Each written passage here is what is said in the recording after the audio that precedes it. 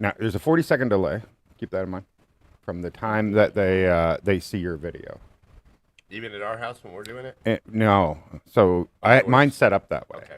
So I can dump it if you guys say something that's going to get me banned.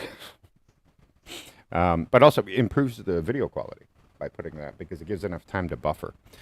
So that's why I do it. Oh, I can move that over a bit. Hello, everybody. Welcome. We have some guests today. Oops, I did not mean to do that. I just wanted to shift it out of the screen. There we go. I can see we got a few people in here now. Thank you very much for joining. Just getting some setting up going on here. All right. 20 likes so far. Okay. 20 likes. If we can keep that going, please, that would be fantastic. All right. Well, Smurf Crusher, you're in here first, of course. We got Kuya and the Blue Mule. I want to see your Blue Mule. How do you say that? Blue Mule. I like the Kuya Flip. Blue Mule. Kuya Flip. Brother Flip. It's Brother Flip. And the Blue Mule. Yeah. So do you have a Blue Mule? Dual. Cheetah DX. Yes, everybody's having a good time, of course. And there, once again, Smurf Crusher. David. Hello, David. Smurf, let me address that. We're doing good. I don't have to go back through and miss your comments. Yes. Yeah. Don't forget to hit that like button. Thank you very much. 32 now of you jumping in. We got Sam I Am. Okay. I think everybody's in. Sam I Am. Oh, my gosh. Green eggs and ham. Zyrene would love that. Is that a favorite? She's got the book memorized, bro. Okay, so let's just get started. People can always rewind. All right, guys. So these two beautiful people beside me here is Frank and Fel. And if you don't know, well, you haven't been watching my channel for a while because the beast that I've been using to drive around all over the Panay was generously given to me to use by these amazing people. And they have been not only generous to me, but to a lot of people in the community, to my my ex Bianca. They're very generous and very kind people. But the crazy part is they are like crazy awesome also. And when I mean that, I mean like, wow, off the wall, hilarious. They've got an incredible amount of humor in everything they do, and they have a YouTube channel, which is right there, Frank and Fel of the Philippines. And yeah, if you want to see a grown man wearing a chicken suit vlogging around Iloilo City, you've come to the right place. You've come to the right place. Well, not this place, sorry. That place, right there. And yeah, so I'm so glad that they came on with me and joined me. We recently did something together with two of their daughters, and it was waterfalls in Igbaras. And then afterwards, we went to a real cool restaurant and everything. We had a great time. You guys won't see it for probably 8 to 10 days because there are a huge amount of videos in the pipeline that come before it. As you guys all know, I'm heading to Baguio from the video you saw this morning. And yeah, I keep going. I was in Baguio for like 3 days. And then I went to Bataan for another 3-4 days. So you still have another week before we even get there. And then you will get to see our video collab together, which was really, really, really, really a lot of fun. So anyway, introduce yourselves, guys, and yeah, tell us where you are from. I'll go first? Yeah, you go first. Okay, I'm Frank from Virginia, USA. But real quick, I wanted to shout out to the Let's Go by Boss and Rose. My mother was born in the Netherlands, so I thought that would be apropos. Kind of a quick apropos. And this is? I'm Fel. I came from Negros Occidental, but now we're here in Iloilo. Specifically, we're in Negros. La Castellana. And you're going to have to speak up or lean in. There we go. I'm Fel from La Castellana, Negros Occidental. Yep. Very good, very good. Perfect. So there we go. And so when did you guys, never mind, let me even rewind further back. How the hell did you meet? Oh, gosh, which one of us wants to take that, me or you? I think. Okay. Again? We're going to let Frank answer the first part. Okay, well, it was COVID, right? And I'm alone in America. My kids are grown up. 2 boys, they're grown, kind of doing their own lives. I don't have any older family. They had kind of passed away. and just kind of sitting. It was recently had a divorce right before the COVID started. So yeah, I was exploring how to meet people online, and chose by virtue of just simplicity the what do you call it, Filipina Cupid, Filipino Cupid. right? And but I would say that this was spurned on by the 90 Days Fiancé show that goes on in America. So yeah, and then this is who I met, right? So you tell me, how did that go? Wait, hang on though. So Are you telling me that Big Ed got you here? Big Ed was a huge highlight in our Yeah. in our repertoire. Yeah, we guilty, 100% guilty. Listen, Rose and Big Ed. If anything could come good from Big Ed, there you go. I thought to myself, if Big Ed could do that well, Any- so too could the Frank. So anyway, here's how it worked for me. Unlike Big Ed's, right? His seemed to crash and burn, and that's not here nor there. I don't know how that happened, but I found it very hard to believe that Fel here was real, right? I was always giving her a hard time with red flags and scammer, yeah, everything under the sun. I think honestly, I came to the Philippines for no other reason than to prove to myself that you weren't that, or to find out if you were that, Yeah. right? So now Exactly. what's your story? Your perspective. Like I said, like Frank said, that we meet up at Filipino Cupid dating app. So we start chatting there. Actually, he do message me first because at the time I was just checking all the profile there. So I've never sent any messages to all those men there. So all I do is just playing around, look the profile. So I find out from profile there. So I just open it and just read. And then after that, I close. I don't say any hello. I don't put a heart or Didn't click a favorite. like. So Like, yeah, you were even the I don't, only- I don't. You were the only one who didn't. Yeah, right? I don't click a like. And then he just sent me a message that, hey, you just opened my profile, but don't say anything like, about what me, the something heck? like that. What the heck? I'm You like, called her out. on Filipino Cupid, right? If any of you have done this, right, you would have 20 to 30 messages a day. And then as far as the people who would look at your profile, Yeah. right, all of it, you'd probably get maybe 30 to 50 of that a day. And of the 30 to 50, only 2 or 3 won't give you a like. So you think, oh, like. Fel here, right, is a good-looking gal. She's got 4 kids. She's a little older. She looks at my profile and then doesn't give me a like, doesn't say anything. And so I'm like, okay, you've caught my interest because I don't interest you, Yep. right? Wow. So you played hard to get, basically. Actually, at the time, because when he just sent me a message just like that, I said, who are you? Something like that. Who are you to, judge me just like this? So I'm just intrigued. So from that, I've just response. I apologize. Sorry, because I am a newbie also here in Filipino Cupid. So I don't know what to do, what to say. So that's the start that we were talk each other. Wow. Okay, so wait a minute. Are you? Does that mean you were the only person she answered? I answer some, but like I said, in Filipino Cupid, there are some women there that you just when you open the profile, you can send a message. Hi, hello, how are you? I'm this. Introduce yourself, something like that. But me, I don't do that. All I do is just open the profile and at look the what's the country, pictures look the and- pictures, something like that. What the kind of this woman, this man, which country he came from, something like that. He is divorced. I'm just checking the profile. That's it. Right. So Frank was the one and only person you've ever met. Is that correct? I'm just met some guy there in Filipino Cupid, but like I said, I think don't. Mike means specifically like in person. Person, yeah. In person, yes. Yeah, so Frank was the first. And I think, now I don't know this personally, I just know this from other people saying the same thing, is that the vast majority, because people will point out, well, a lot of the Filipinos are just scammers, okay? Sure, there's quite a few of that. And a lot of them aren't even real people, to be very clear. There are lots of scammers that are just guys on there, and they literally use other people's photos, stuff like that, to work people to get money.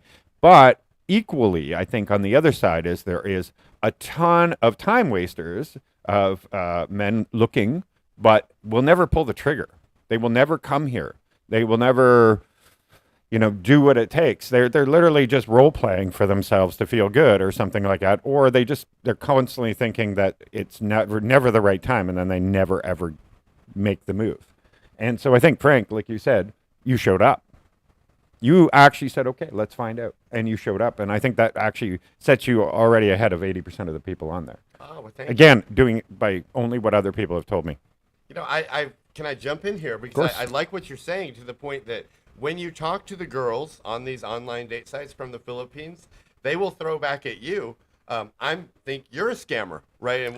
And so you say to yourself as an American, in my case, an American, I'm scam you. Are you kidding? Like, I'm not out to get anything. I can't, get anything.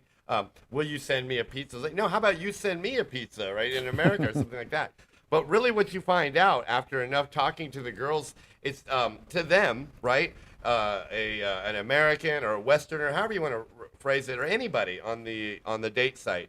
If you're not for real, right? If you're not in the game to actually eventually come to the Philippines and meet somebody, then in effect, you are a scammer as well. In other words, to them, you are scamming them. You're wasting their time. Because though it's hard to believe, and yes, there are a lot of money operations, syndicate ways to try to take advantage of foreigners, there are a healthy amount of just good Philippine women who genuinely hope that they are rolling the dice and get lucky and meet a nice relationship with a foreigner, because it is revered here. The English that you can impart to their children, the opportunities and everything, do are a nice benefit. Not something that they're in the dating scene to do, but if they do meet somebody here, it is, again, it's not frowned upon. You know what I mean? The relationships and the situations that get started here are like in her family, right? They look up to her. Her siblings enjoy our relationship. In the beginning, they were hesitant. They didn't know me as well as Fel did. And it takes a lot of adapting when you first come to the Philippines to kind of understand the quid pro quo of how things work here, so to speak. So yeah, I think that's my story, is that they view us as scammer too. So when you do this and they're calling you a scammer, it's not a financial thing. It's based on you really have to put in some time and effort to prove to them that you're for real and that you actually do care and that you're not just. And so what happened with me, right? Last part of the equation here is I was kind of a scammer in essence. I didn't really have a plan to come to the Philippines. Not one shape, form, I didn't hardly even know where it was, right? So, That's the truth. but after getting to know her really, really well, I developed not only a bond as anybody would in an LDR, but I began to feel like I owed her the chance, like I should come. If nothing else, let's see how this works out. She's such a sweet person, and I've gotten to know her so well that I would feel remiss to not come here and just see. Just see how it would go. And in my case, as you pointed out, I think not only did I come here and it worked out, but it worked out so well, I can't even begin to tell you how good it's been for me. And I owe that to Fel here. So, how do you feel? The same way? I feel the same way, actually. So you changed a lot. I do the same. I know how to, more communicate to other people, that public, because before I met Frank, my dad was died, so I was so lonely, that I don't have plan to be, have another man, something like that. So I have a friend suggest that what if you just try to go check dating site. You don't need to be serious, something like that, just chit chat, something like that there's somebody talk to you, because like I said, all my siblings is working, so most of the time I will stay in the house. So that is why I find out Filipino Cupid. I met Frank, but we are not stay longer in Filipino Cupid, actually, because after I think a week that we Because talked. she didn't want me to talk to other women. And so That's the truth also. That's the truth. So don't yeah. think they're trying to scam you. That these are smart women, and quite frankly, they know there's a lot of other girls talking to you. And so as a result, what they normally what they try to do is get you to get out of Philippine Cupid, go to Skype or WhatsApp or a variety of other ones where you have an easier chance of sending videos back and forth to one another. And quite frankly, you're not being hounded again by the overwhelming amount of women Yeah. in the date site. Yeah, and I think and there's two parts to this. So you said the one part is very few, as you know, will ever pull the trigger and come here. Then there's the second part where the Filipina is looking for something more than somebody just showing up for a week and then going back home and never coming back. Or I guess the equivalent of a one night stand, but long distance, right? You're not going to do one night. You'll do a 1 week stand, 2 week stand, whatever. Because the traditional family values here mean that most people here are looking for the one. That's it. Like we're in the West, you might be it might be 10 to 20% of the people on a dating website are actually looking for the one. The other ones are like, well, if it happens, it happens, but they're really there just to date. So you're going to find that polar opposite here in the Philippines, where that they are looking at it, like you said, with the perspective there that, hey, my kids will have a better outcome, my whole life, my family life, everything will improve. And so, like you said, everybody in your family is looking up to you because you've got yourself in a very stable situation and those kind of things. Nothing wrong with it, and I hate when people actually twist that kind of a very positive thing, that you can find love with somebody who's stable. How dare they? But they twist it into a negative thing. But it's a very positive thing, because at the end of the day, you still have to get along, right? So it's not like it's only for that reason. You fall in love with each other. You get along with each other. You get used to each other. And it's not like you're just putting up with Frank. Well, maybe. Well, Frank. Well, I would actually say a little yes and no. Like we had a volatile LDR, right? Yeah. Because one of my fun things to do, and I know I'm atypical of most men, but I would hunt. I was bored, right? So I would hunt down multiple Facebooks. I would hunt down anything in any avenue that I thought might indicate to me that Fel was not on the up and up, right? Yeah. And so if I caught wind of something, or even if my overthinking mind thought that I was onto something, I'd turn right around and just give her this insanely hard time, and then we would make up again a few hours later, and so it was a lot of yin and yang going on there in the beginning for us. So it wasn't some fake put on kind of, oh, this is such a perfect relationship. Actually, I'm really glad that I did too, because that really is the type of guy that I am. And so as a result, for 2 years of learning how to deal with my erratic nature sometimes, she had learned me through and through. So even when I got to the Philippines and things were different, right, and there's a lot of adapting here, that caused a lot of this crazy type of thinking. And so we had even a little bit of a rocky start here, but not only did Fel stick it out, but she had, because of those 2 years, had learned, some of my nature, right? Yeah. And so it made it tremendously easier. The only problem in this story is her family didn't know my nature at all, right? So their perception of me was, this guy's a lunatic. Like, I cannot understand for 1 second why you are tolerating this. They were looking, the family, right? They were looking to think that I would come here and be, completely earnest and just head over heels in love and right. But me and Fel we had gotten all through all of that. Like, we were past the whole, what would you call that in the beginning when you honeymoon stage? Yes, Yes, we were so past all of that, right? There was none of that. I knew her, she knew me, we knew how to deal with each other. And so we were just doing that. But the family was looking for the honeymoon stage part to still go on. They're like, I don't understand this guy. How is he treating her like that? Or how is she tolerating him, going off the handle about this kind of thing or that kind of thing? And this wasn't substandard for me. Like, this is just the type of guy that I am. And but I have come full circle, right? Yeah. And I believe the family has even learned why she has stuck it out with me. And we have zero problems now with anybody in the family, and they themselves are past the honeymoon. Yeah, they got through the honeymoon Yes, phase of you too. So another thing I can say about this couple is they feel, I don't know, like, they're very cute together. Is that a real, like, I'm trying to think of a better word, but they go everywhere and they literally, you can see that they enjoy their time together everywhere they go. I think it's very cute. And they are yin and yang. They really are. Like Yeah. she is very, very quiet. He's very brash, right? Like very brash. But that's actually what I think a lot of good relationships need, because between the two of them, they kind of fit every position and every situation and everything else, right? I Because agree you with need that. yes. You need somebody to balance the other person for the other things they don't have. So I do think that's really amazing with you two. And I noticed like Frank has literally become part of the family. If you watch their videos and everything, you'll see because they go off to her family quite often, actually, a couple times a week, right? You go to Bacola quite often?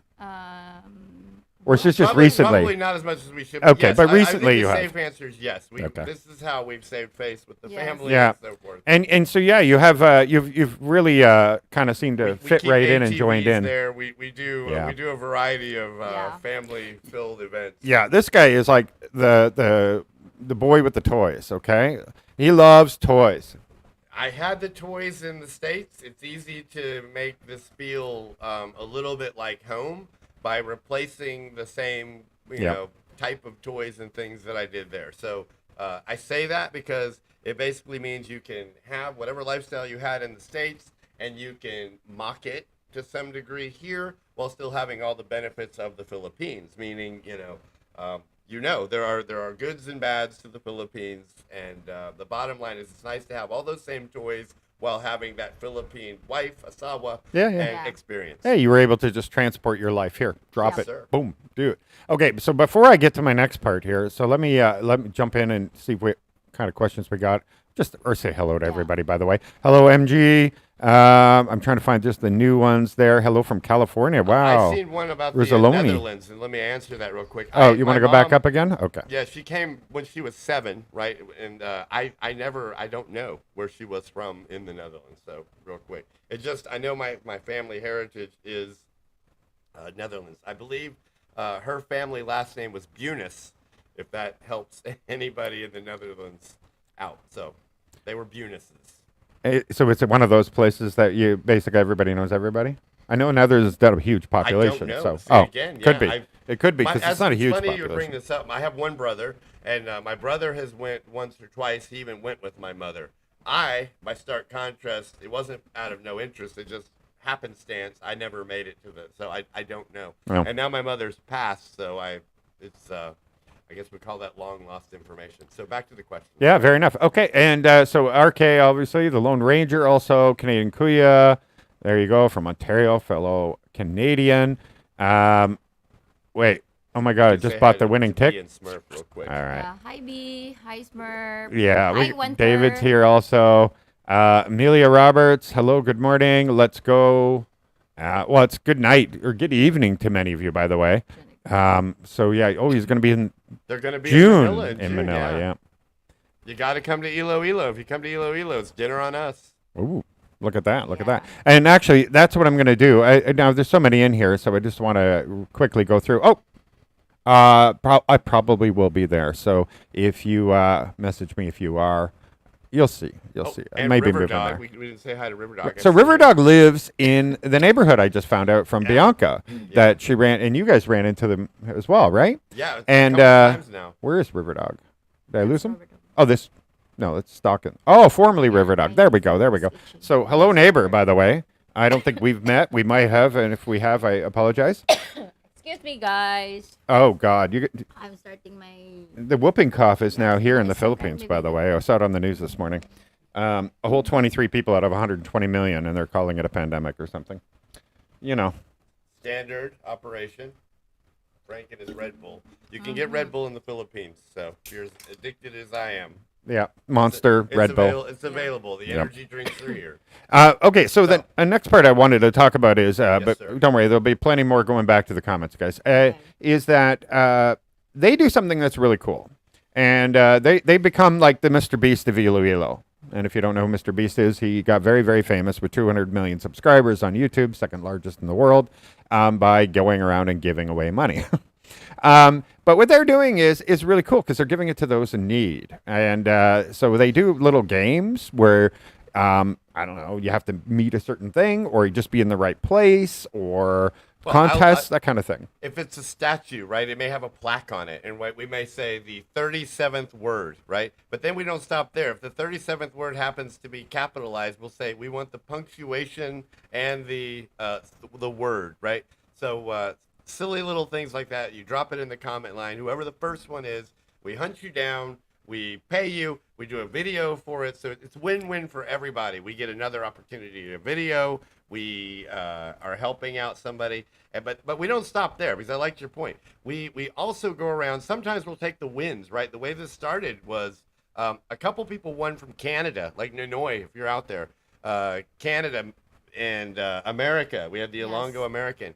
And so what happens is they obviously don't want to try to collect 500 or 1,000 peso win overseas. So they will tell us, they will direct us where to go and what to do. Like one was find a gardener on the Esplanade. Yeah. The next one was I want somebody on a bicycle outside the church of Molo, right? And so it's and so our videos are spurned sometimes from viewer wins that have been sent us on down the pike. And then they send you out on a challenge, Correct. basically. Right, yeah. Go find me So it's fun. a child that needs some help.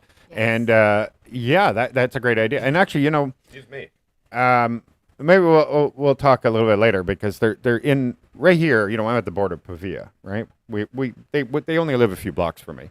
Yes, And correct. at the McDonald's here, there is a child that's about 6 years old. He's a boy. He has no parents. I've talked to the people in McDonald's there. He has no parents, nothing, and all he does is go, when you pull up to the drive-thru, the kid gets between you and the drive-thru window, and when you have your window open, and begs for money. And so I talked to them, and they said, no, that kid doesn't have any money. He sleeps on the streets. He has no parents. He has no nothing. And there is no place to call here, by the way. That's not a thing here. We don't have this, okay? Iloilo does not have homeless children. Like, that's just not it's not Manila, right? Like this, so it stands out. It is the only one that I'm aware of. And so, yeah, we might be able to maybe figure this out somehow. I don't know. We you know, he's a child. He's six years old, so we should talk to the mayor first or something. But figure something out, I think. Get that kid off the street. There's got to be a way. Got to be a way. It was last night, by the way. So we would love to be involved with that in some capacity. yeah. Sure. Well, and also, 100%, yes. in order to do anything, you need a Filipino. Yeah, because if they're under the age of 12 years old, you cannot be alone with a Philippine child. So, Booyah. booyah, I got a Filipino here.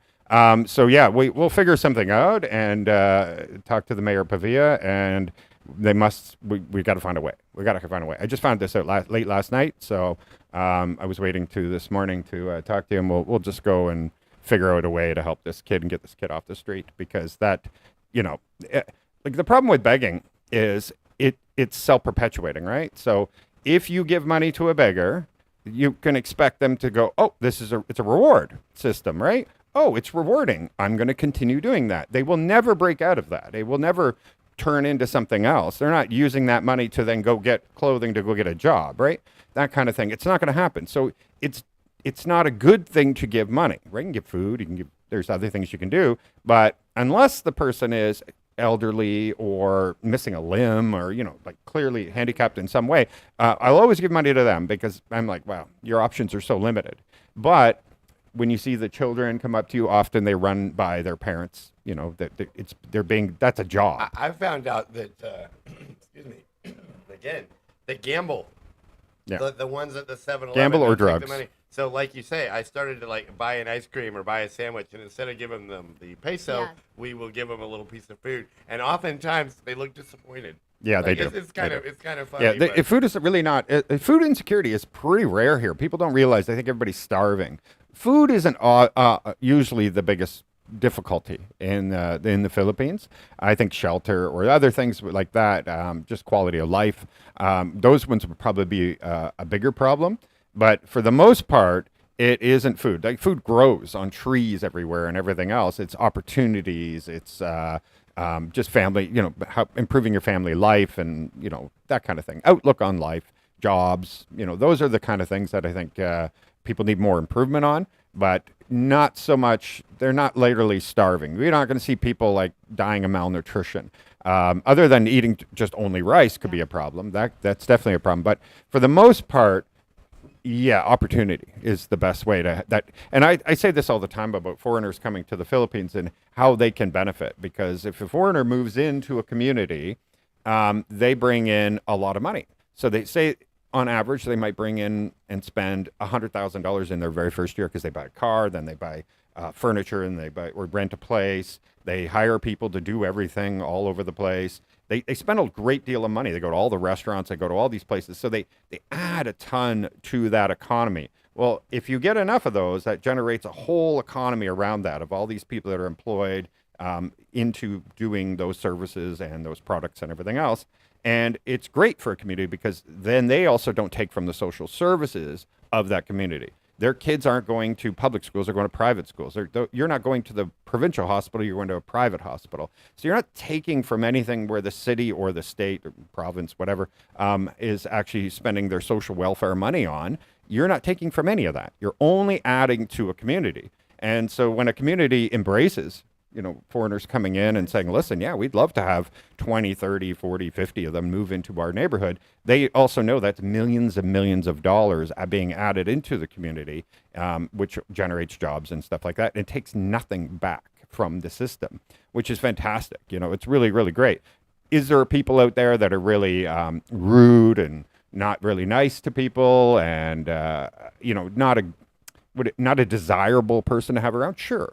But again, I think that's the minority, of the people. So yeah, I think we could all benefit the Philippines by moving here, investing your money, spending it here, and that's how you help the greater Filipino people because your money is being spent into this economy, and it's not the same money just turning around and around and around. You're actually adding new money to an economy. So the best way to help the Philippines is to move here and start spending your money here.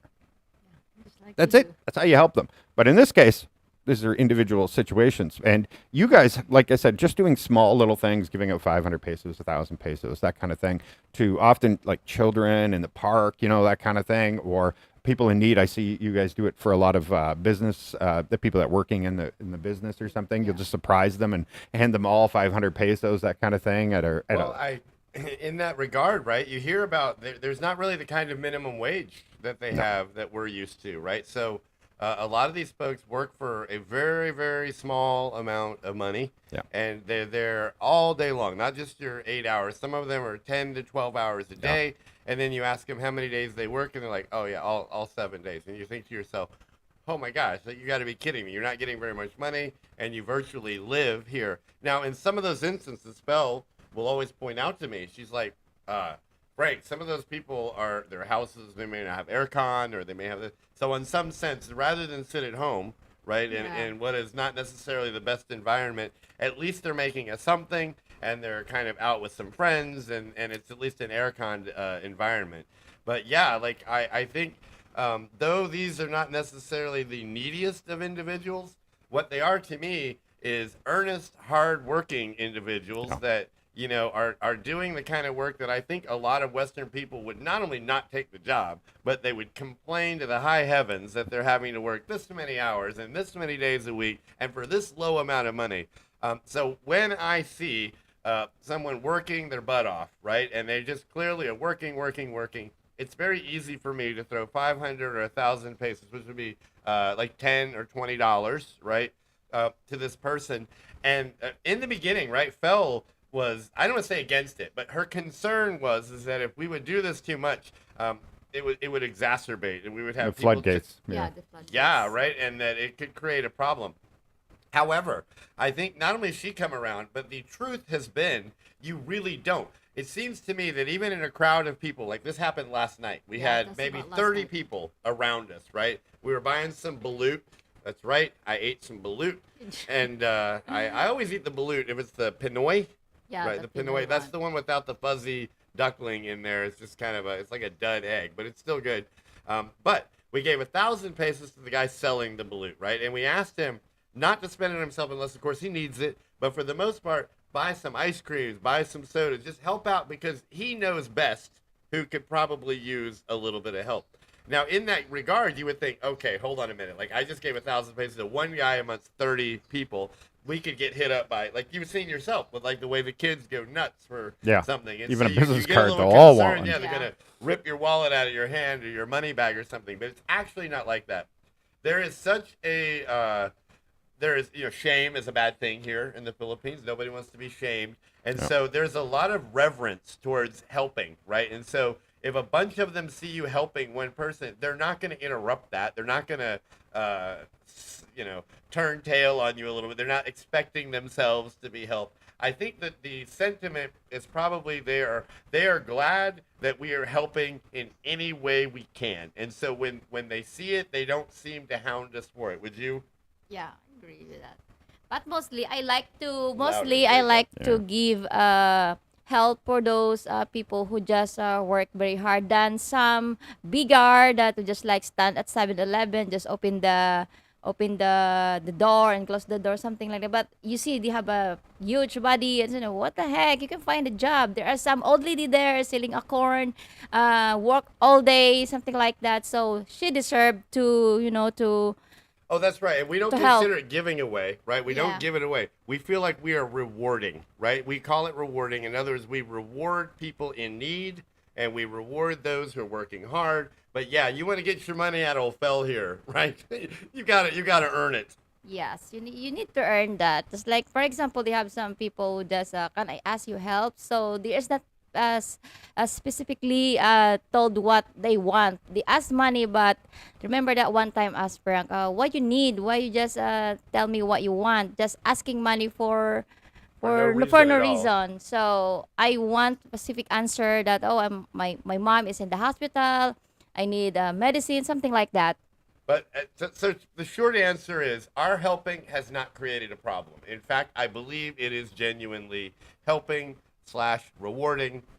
Yeah, you're not walking down the street and just throwing money in the air. Oh, and by the way, we're not monetized. Not that even if we were, Yeah. we would get much money. But this money comes from our heart and our own wallet. Right? Yeah, So exactly. we are- Their we're giving YouTube, back. your YouTube doesn't pay them or anything. No, So not at all. just to give you a clear idea here, it's not like that they're making money and so they're giving some of it back. No, they're doing this out of their own kind hearts. And well, hey, listen, they let me drive the beast. They even help guys like me.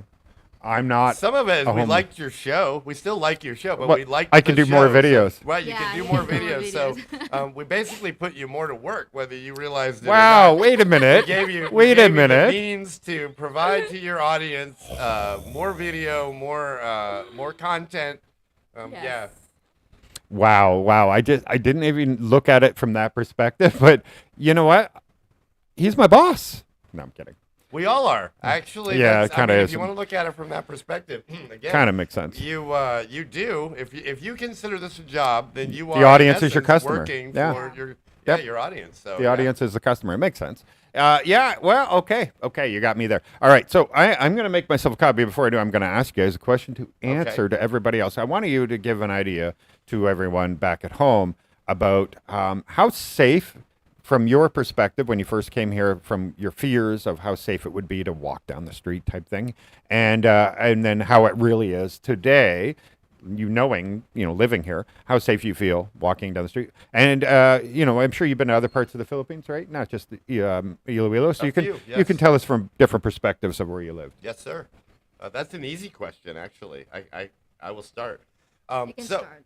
but you got to jump in now that Mike's not here. You're not intimidated. You got to talk with me here. Yeah, just tell. Okay. Are you feel safe walking in the street? 100% safe. I would say that when I first got into town in Manila, right? Manila's a crazy town, and if Yeah. you're not used to, foreign travel, that when you first get to Manila, you're on guard. And Fel did some time in Manila. She went to college there, Yeah. and so she knew how Manila was or is, and that there are, there are areas that are probably, not as safe as, say, Iloilo or something. But I have to admit, even in Manila, at no point did I feel like you see people wear their backpacks backwards on the Yes. front. You see people just kind of being overly cautious. Other than seeing that, I never once felt like not only did I need to do that, Yeah. but that that they needed to do that. Right? It seems I don't see somebody snagging your backpack or trying to open it from behind if it's on your back. I mean, maybe that happens and I've just been lucky, but since the question was, how have I felt? The reality is I have never felt in trouble or in jeopardy from that. Number two, now that I've been here for over 2 years, right, Yeah. and we've been to a variety of places from, I'll just say some, Sapalai, Dumaguete, Cebu, Cebu, Bacolod. what's the Boracay, right? Antique. Nowhere have I felt unsafe. Yeah. No, not one time. There are areas that will be more expat interested to sell you tours or get you to do guided tours, Guided mountain tour, trips, canyoneering trips, things like that, where the area is geared towards tourism, right? And so when you're there, I would say that you get asked a lot about doing those tours. And as a guy who's been here for 2 years, I'm not fond of that. If I'm going to go on vacation, I don't want to be asked 1,000 times to ride a clear boat or Boracay. go out on an island Yeah, hopping Boracay, trip. it's very stuff. Well, but Cebu is kind of where we stayed in Cebu. We've heard good things about Cebu, but where we were at was a bit of a tourist area. And being an expat, I had that look where it's like, oh, this guy just got off the plane, and he's, you know. The problem was with them is I had been in Bacolod for over a year and a half, and like I knew what was kind of the dealio there. And so Bacolod doesn't have a lot of that issue. Iloilo, Bacolod is the city of smiles. What's Iloilo? The city of love. City of love. So these particular cities do not in any way have they have tourism, obviously. There's things to go do, but there's not this like what I would call almost like a syndicate of tourism with glass bottom boats and island hopping tours and things like that. So it makes life a little easier as an expat in certain towns. But again, I feel like I'm saying something negative towards Cebu, and I'm not really meaning to. A lot of expats love Cebu. There's some great places. I personally didn't end up there. I was at a resort, and it was just getting swamped with people, and we were only there for like 2 days. So I was excited to get back to what my home turf, whether that be Bacolod, and plus you don't speak Bisaya, right, Yeah, or I didn't Cebuano. speak So Bisaya. as a result, what happened to her is she had some air of the language, but it was funny to me, right, because at that time I don't know nothing about any of the languages, and it was like a chance to watch her feel like I always feel like when I'm going around in your hometowns when I don't know the lingo. I know a little bit of it now. Yeah, but just like I said, most Filipino talk Tagalog. But at the time when I was in Cebu, because I didn't know how to speak Bisaya, I've used my Tagalog. But I don't know the guy that I was, asked some informations. But I still talk Tagalog. He doesn't understand what I was talking about. So they said, "Oh my God, Frank, I feel what you feel now. I don't know what to say." So I'm just a bit little scared because even though I use my best to, this is the only way that people could understand me. I speak Tagalog. So Okay, so I'm going to propose something, and this is going to go to Fel. And when we were talking about the safety here, right? I just want to make sure we're all in the camera here. Oh, back to, yeah, you were leaning in. That's why. Okay, so is that why? Okay, why is it so damn safe here in the Philippines, and why it's overblown? And I think it all goes back to the same reason why everything's wonderful in the Philippines, and that is traditional family values, right? The traditional family values means that families still stay together, that your cousins, and they're also big families, by the way, so large families, and everybody. So, for example, you're walking down, say, one of the less fortunate neighborhoods, right? And you're walking down, and people are like, "Oh, how could you do that? That's so dangerous." But what they're not keeping in mind is if someone were to do something to you, they are going to be doing it in front of their aunt, their cousin, their uncle, their grandmother, their brother, their daughters, their granddaughter, whatever. They're going to be doing it in their presence. Why on earth would somebody do that in front of their grandmother or whatever? Everybody isn't kept in check because of traditional family values. So you think somebody's going to rob you or jump you or something in that? Well, number one, they would know there's some weird guy wandering around looking skeevy, looking to jump other people in their neighborhood, number one. or they're from that neighborhood, which they're definitely not going to do it because, well, grandma's going to be pissed, or my aunt's going to be pissed, or my cousin. Everybody's going to find out. There is no, I don't know, what do you call it? Autonomy, no anonymous about it, that kind of thing. And so I think the traditional family values that we all love and why people move to the Philippines is the same reason why it's so darn safe here, because it is all family, right? Everybody is family. And if they're not family, they're friends, which to a level that it feels like family. When you go into these neighborhoods and you ask them, oh, are you all related? And they're like, well, that's my cousin. But no, we just known them since childhood, so they're basically family. And so that's what I would say, Fel. Is that pretty much true? Like Yeah. you go in any neighborhood, Yeah, everybody knows just, everybody. Just like I told to Frank before when he was in America, I told him that if you came here in Philippines, especially you go in my place, you are safe there. Wherever you go, people just respect you. Especially, she was with Fel. So my family is known if you're going everywhere, in the towns. Oh, they are. I know that person. I know them. They're good. Something like that. So, like I said, family is very important here, so you don't get any trouble at all. For your 2 years, right? For your 2 years, he never got any experience of that kind of trouble. Never. And I agree with Mike. I think Yes. that you make a very good sense. Again, back to the shame thing. They don't want to shame their family for doing a crime or something. That's unheard of. Yep. That would be. Yeah, shame is a very, very big thing, and I think in the West, shame has kind of gotten to a point where we don't care anymore. Nobody has shame anymore. We have turned to a point where we are all told that it's up to us to accept that everybody does whatever the hell they want, and it doesn't matter if it impacts everybody around them. It's none of their business, and it's just especially with cancel culture and everything else. It's just like nobody cares about the other person anymore. And I talked about this before. And when I lived in Mississauga and other big areas, I don't know anybody. I didn't know my neighbors. I lived in a subdivision, for example, and I couldn't tell you what my neighbor even looked like. Like nobody goes outside anymore. Nobody talks anymore. Nobody goes and hangs out in the garage. All the guys from the neighborhood don't hang around and have beers anymore. Like those days are all gone now. Everybody lives indoors. Nobody talks to each other, and all they do is fight about, well, your fence is only allowed to be 6 feet, and it's 6 feet, it's 6 inches. I'm going to the city, and I'm going to get that shut down. That will never happen here, by the way. You can build yourself a 20. My neighbors, how big is that wall? 25 feet, 30 feet, something like that. That's a 30-foot wall out there. You can build whatever the heck you want here. Yeah, all of that craziness that we have in the West just isn't a thing here. All right, I'm going to go back to some of the comments here so we can jump back and forth. I like that idea. And all right, so that some of this stuff won't be entirely relevant anymore. Okay, what's the place name in Netherlands where your mother came from? That's the one I covered earlier where I You did say it? Yeah, Okay, I just good. don't know. I wish I knew. Okay. My lady hunted me down through a Philippines jungle. That would be Maribel. Wow.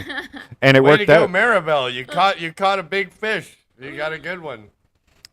I'm not sure what MIRC is, do you? No, but B's one of our. She's a hangout gal with us. She's funny too, right? She started. I don't want to be on camera, and now she's like doing karaoke on our channel. So I told her that you can't hang out with YouTubers if you don't expect to be on YouTube. Like I can't happen. Fair enough. Let's see. Oh, thank you, Winter. Thank you. There you go. She's talking about you. So let's be honest. This is true. Winter is her little mama.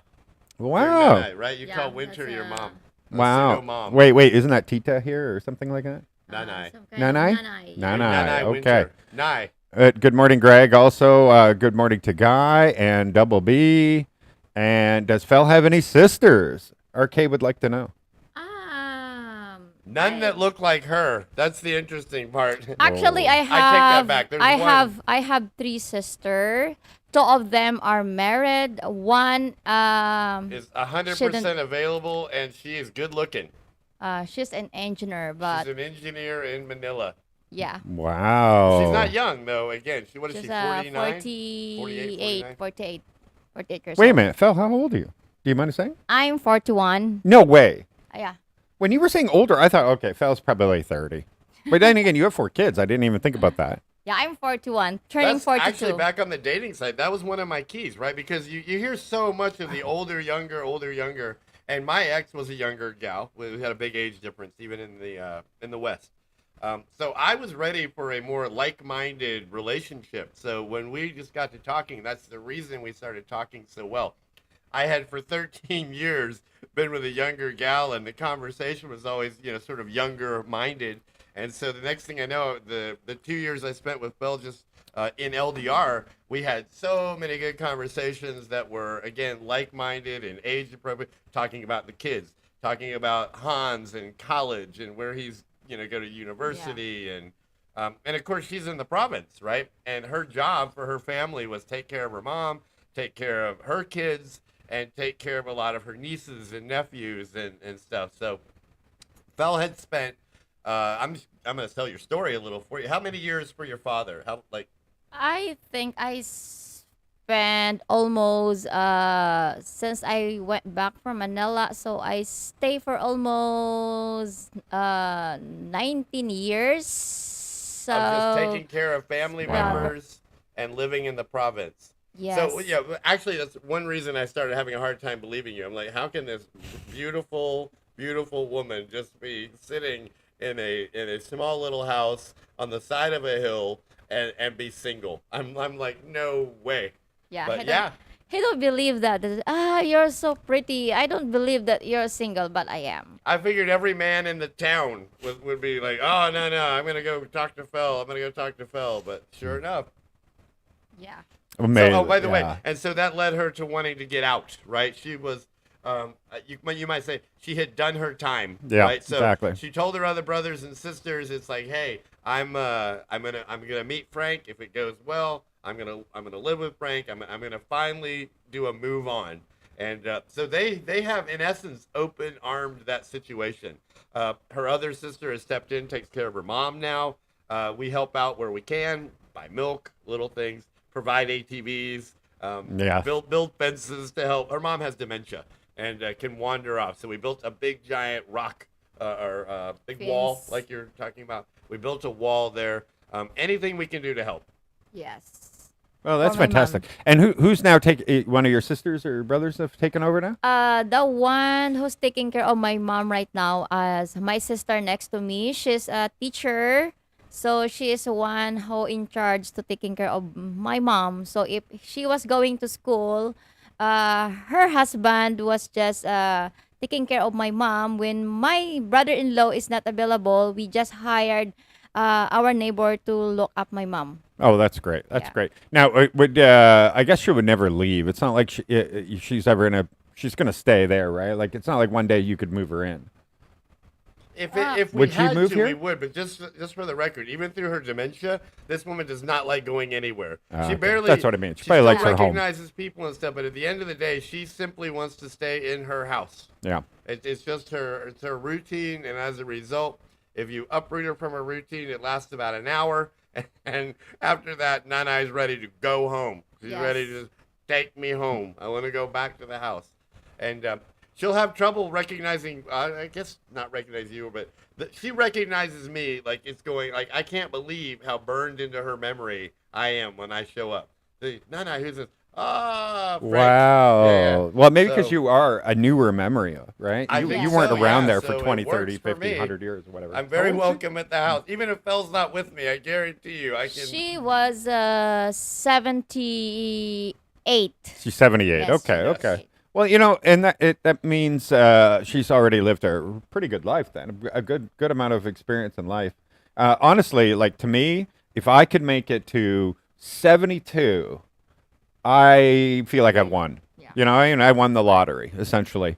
That anything above that is all gravy. Although I always tell everybody the same thing.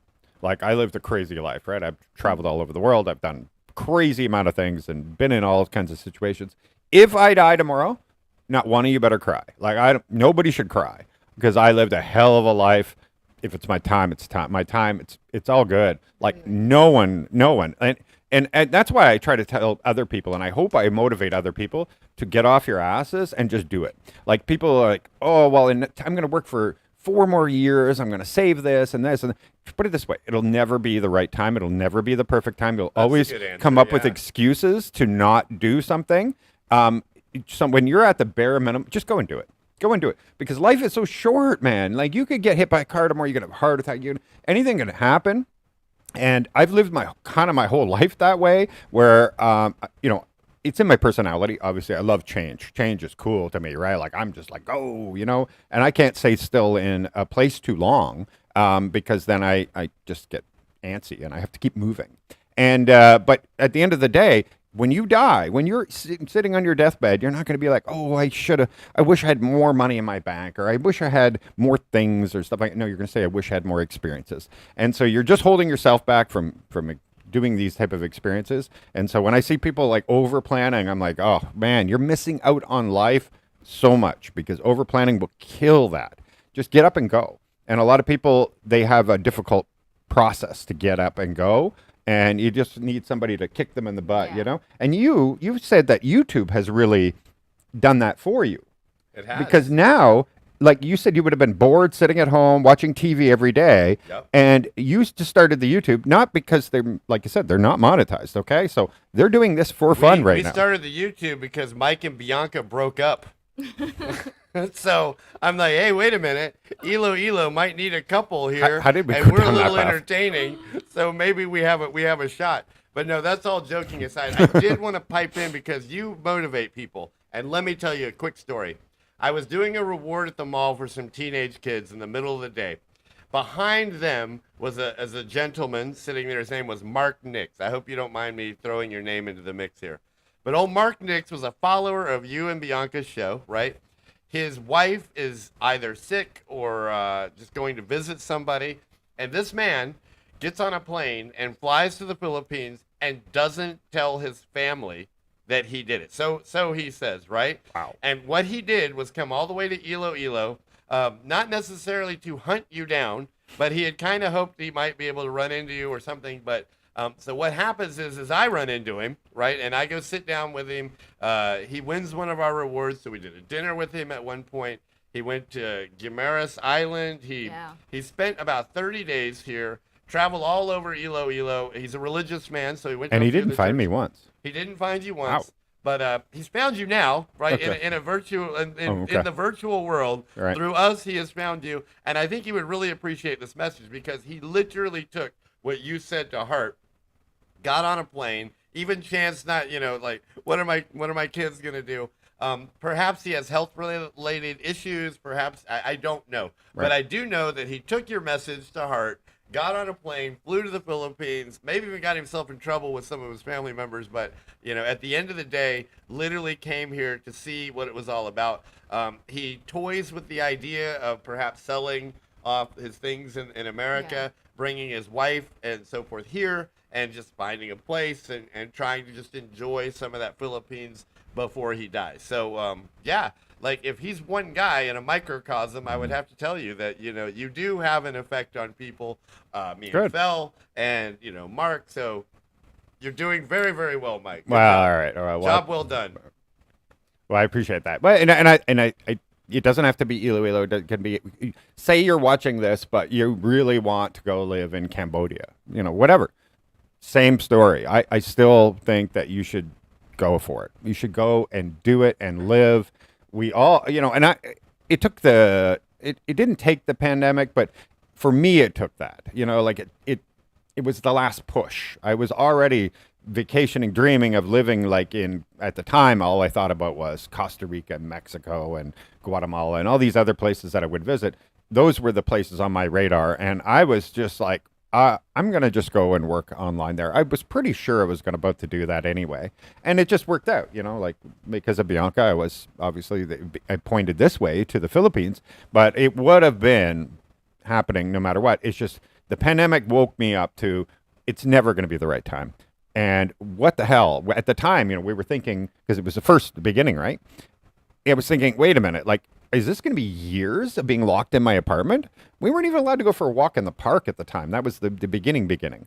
And they told you, stay in your house. You're not allowed to go anywhere. And I was like, this isn't living, right? And now, you're running through your brain going, oh my gosh, what's the world going to be in the future, and what's society going to be like? I literally was like, I can't live like this. I mean, I live in a box, and I wanted to be outside, and that's why when you'll see me not complain, but I'll say to you, like, when I went to Dumaguete and the two famous coffee shops are indoor air conditioned places, I'm like, what? Who moves to the Philippines to sit in a modern looking indoor Starbucks looking cafe? I still like my aircon. I want to be like when I go to like Boracay. If anybody knows the Boracay, Niggy Niggies, you could sit out there all day and hang out at that bar, and there's the beach right there, or any cafe that's right outside. I want to. God, why I left the West. I don't want to live there. I want to be in the tropical, beautiful, amazing places. So if I can sit outside with fans, I'm so happy. And that's why when people are like, why don't you live in a condo over there? And I'm like, oh, why would I don't want to live that life, I want to live somewhere where I can sit outside most of the time. I love the outdoors, and why else would I come to a beautiful tropical climate? Yeah, I need fans. I get it. I sweat all the time. But for the most part, I didn't come here to live and watch TV in a box and be air conditioned. I wanted to go out and live. But the hard part here is people do get stale here. So YouTube really has helped you a lot that way, because now you're like going out and doing things every single day, where if you didn't have that push, you most of the time wouldn't be doing much. You'd go to maybe this restaurant or that restaurant, but then you go back home and go visit the family. Sure, you do that, but you're not going to go off and hunt out waterfalls and do all these really cool things. No, and I definitely say that YouTube, for some people, there might be some people that just YouTube crashes their situation. I don't really know. Like not you in particular. I just meant, for example, if you're a travel blog, right? And a lot of people are already doing the same travels to the same places and that sort of thing. Who's going to necessarily pick yours over some existing, more professional person? That's a really hard gamut to break into. It is. For us, right, what we've discovered is we make our best videos and have the best time when we don't think about what we're doing at all. Like if we just grab our camera, head out the door, and then stop, put it together, start filming, inevitably stuff funny just starts happening. We try to be comical, everything from reversing water, reversing our eating, reversing little things, adding some music, just being our normal selves, right? To exemplify what expat lifestyle is actually like here, right? And so it's had a really unique effect on me, because now I appreciate my own expat lifestyle. When I'm editing, I'm like, wow, we look really good. Like that, we had a really good day. This was a lot of fun. Like I wasn't doing that before this, right? Yeah. And so the philanthropy, I noticed Mark, thank you Mark for the comment, by the way, had mentioned the philanthropy, which is, though small, the reality is it allows us to how do you say, like, rather than wasting my money at a resort and going on a ride on a what do you call it, the parasail or something like that, or rent a jet ski, which, by the way, be careful if you rent a jet ski with this one. She is a you like the did jet you ski, lose your right? deposit or something?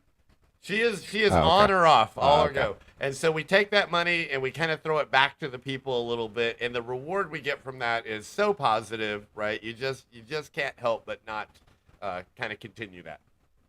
Fantastic. Okay, we're going to go back to comments again. So, Yes, Tom, I do want to go there. That is the beautiful beach that's just outside of Rojas City. I've been to that other side towards Pilar, and I definitely will be going to the other side where that beach is as well. And also there's an island that I'm going to be going to. So, yeah, I'm going this Sunday to Rojas City, but that's just part of the looking for places to live type sort of thing. So we'll see if I have time in this specific trip. On Negros? Or is there Yeah, a he just Sapa? mentioned this Tom Hunter. He just mentions about going to Sipalay. Oh, am I mixing it up? That's a beautiful beach near Bacolod. Yeah. Oh, I'm actually, mixing it up. It's another No, city. it's- It's another city of Negros Occidental. Okay. Yeah, It's, not to correct everybody, but Sipalay. Sipalay is a little bit down from Dumaguete. In other words, Yeah. up at that Oh, same okay. top. If you I'm come mixing it up. down and so it's a good place. Okay. And they have a very, My bad. very It's a lot of beautiful diving. beaches there. Another big giant diving resort area. All right, beautiful. So another time then I will be going there, Tom. But when I'm in Rojas City, there is a beach area that I did not go to. It's another entirely different area with the resorts. I will be going to that area, and sorry, I did mix it up there. But have a lot of fun there. I haven't been there to the Sipalai just yet, but there is also one. What's the one that's just south of Bacolod? That's beautiful beaches. I'm just told, Lackawan. Lakawon. and I was just told that there wasn't a lot of Lackawan. infrastructure there, so it's not like the most ideal place if you were looking for like the Oh, it's very luxuries. tiny, but it's Yeah. for the people of Bacolod, it's a great getaway. They use it all the time. It's it's maybe a 5-minute little boat ride from the I forget the town right It's there. Cadiz. It's a Cadiz. Cadiz City. Okay, good job, Bill. Very good. So yeah, another place I do want to check out sometime. But for the time I was in Bacolod, all times, I only was on the bus. And so when you have only a bus, you go from major city to major city, and you miss out on all of the stuff in between. So that's the most important thing. Like the Luzon trip, you guys still have like 8 more days of videos that you're going to see from that trip. It's going to be, I'm in Baguio for a long time, and then I'm all over Bataan, which a lot of people don't know much about Bataan. And so I think I can shine a big light to that area. The only part of most people will go to in Bataan is when you go to Subic, well, they have that Freeport zone. That's part of the province of Bataan. But that province is huge. If you look on a map, it's all the way down there. And yeah, there's so much down there that many people have never seen or heard of, that kind of thing. Unless you are in like a military vet, then you may know a lot of the history there, because that is where the surrender of Bataan, that's literally when it comes to World War II history. That is one of the places you need to go. Anyway, there's a lot of videos to come out. I just don't want to give too much away. But there is a lot of travel that even after that, like yesterday, I was in an equestrian horse place that people, wow. yeah, where they were horse jumping. And now in the West, people, I don't want to give too much away again with that video either, but Sharon joined me, the top model of Iloilo and all that. What? Yeah. Oh my gosh, yeah, I'm a Yeah. fan. So, Our kids were in the modeling. we were hanging out yesterday having a blast. Lucky man. And so yeah. So yeah, she's obviously very pretty. Yeah. But yeah, and nothing better than watching a beautiful model woman in the riding gear, right? Like the whole women riding gear is like Yeah, those are really tight pants. doing the horse jumping and everything. Anyway, no, she is actually just a friend. But still, it was amazing. But the fact that I found out that you can board a horse here, they don't even charge boarding fees. All they do is they charge you for like the labor part of taking care of the horse. So not the fee for the barn, all that other. Nope. So if that guy's 500 pesos a day and he had to work on your horse that day, it's 500 pesos. Wow. It's like crazy. And then the vet here, it's not like in the West where the vet comes in and the vet bill's going to be through the roof and all that. No. What they do is they have the people locally trained, right, to do certain things, like the horse hands.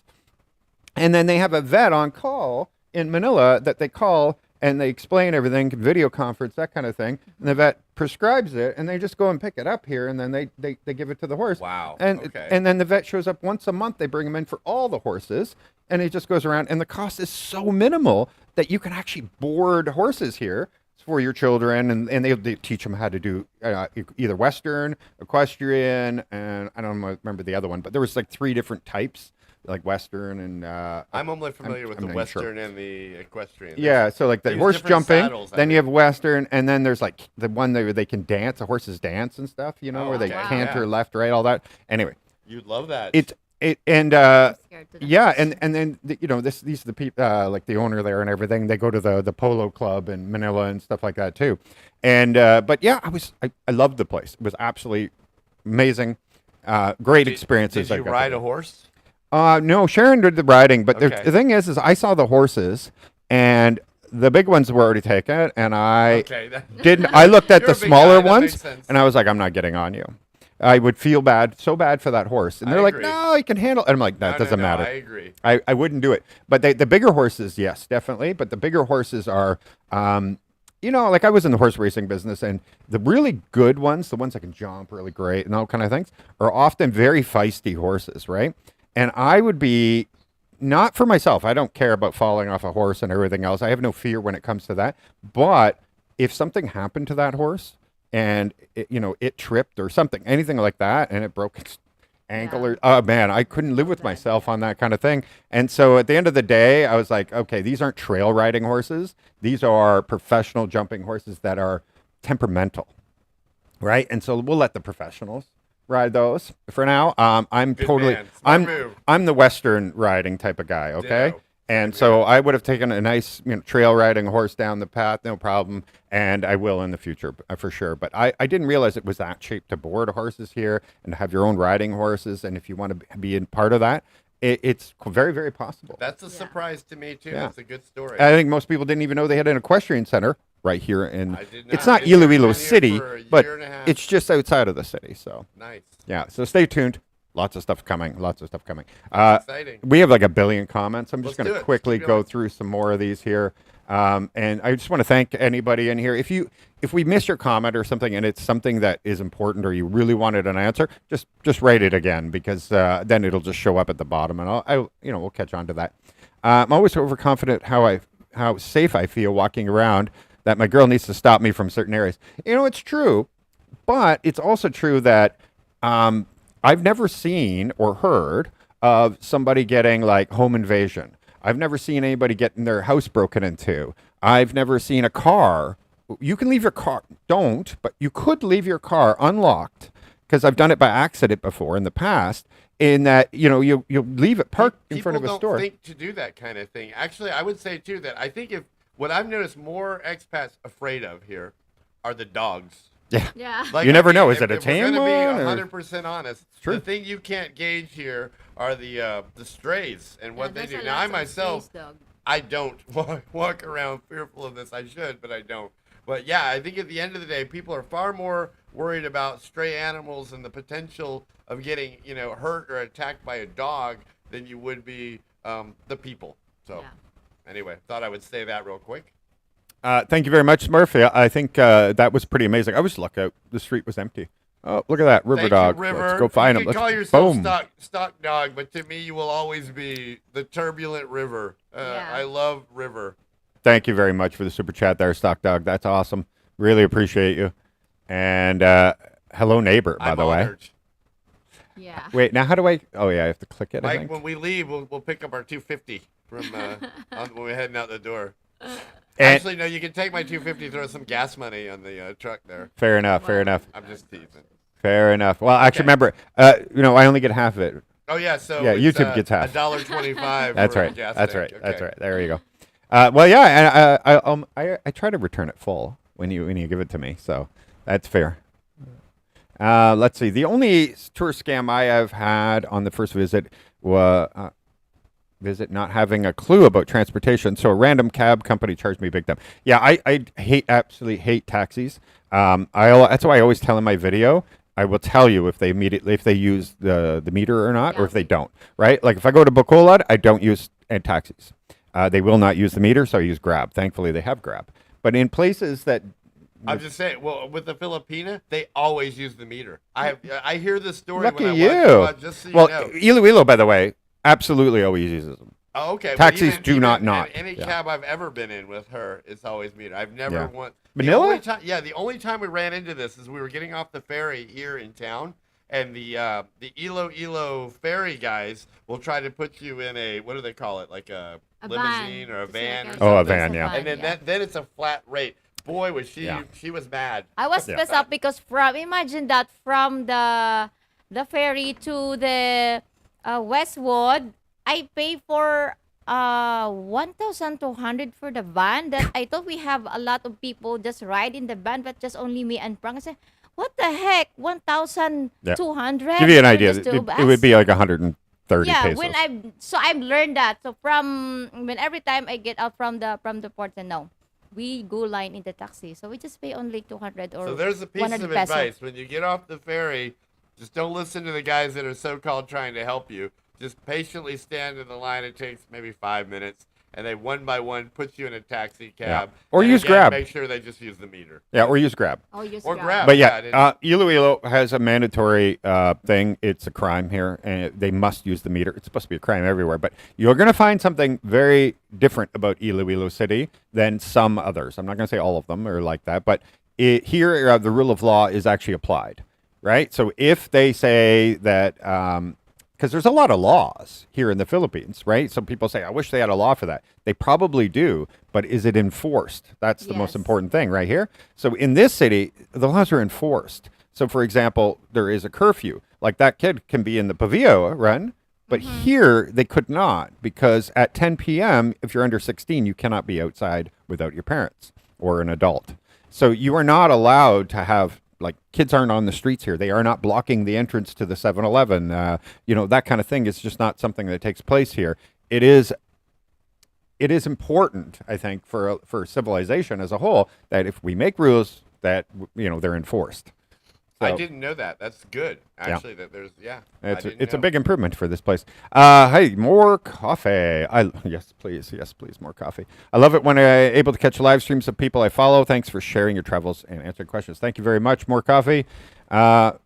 Chateau Fermin Quinto. Hello from Candon City, Ilocos Sur. I'm watching here at the office since we are less busy. What's up? Hey, what's up? Fantastic.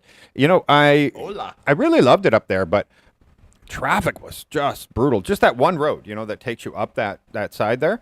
I can't remember what it was, but for some reason, the reason it took me 7.5 hours in today's video that I talk about that, took 7.5 hours to go to Baguio from Vegan, was the 5.5 to 6 hours it took from Vegan to get to, I can't remember. No, you're supposed to say it Ago-O. Ago-O. I was calling it Agu. Ago-O. So where you go up the mountain. It took almost 6 hours to get there. That's incredible. And it was all just horrific traffic. I don't remember if it was accidents or whatever or construction, but wow. And I guess that's kind of the problem when you live up the coast like that, with surrounded by mountains on the other side, where else they can't have a ton of roads, obviously.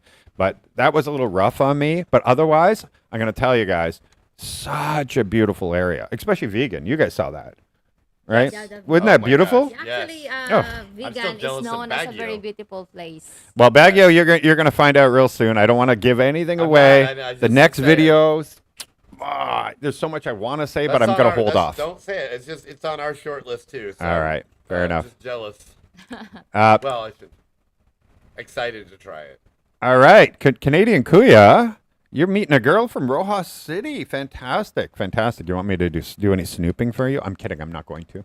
I'm not going to be snooping for. I Right? will. Oh, Come to our channel. We'll do it for sure. oh, wow. Yeah, We're risque. they'll go out there and they'll snoop Phil for will you. hunt her down, and we will find out if she's the real deal. Wow, look The at that. real dealio. They're offering you a service right there. Yeah, free of charge.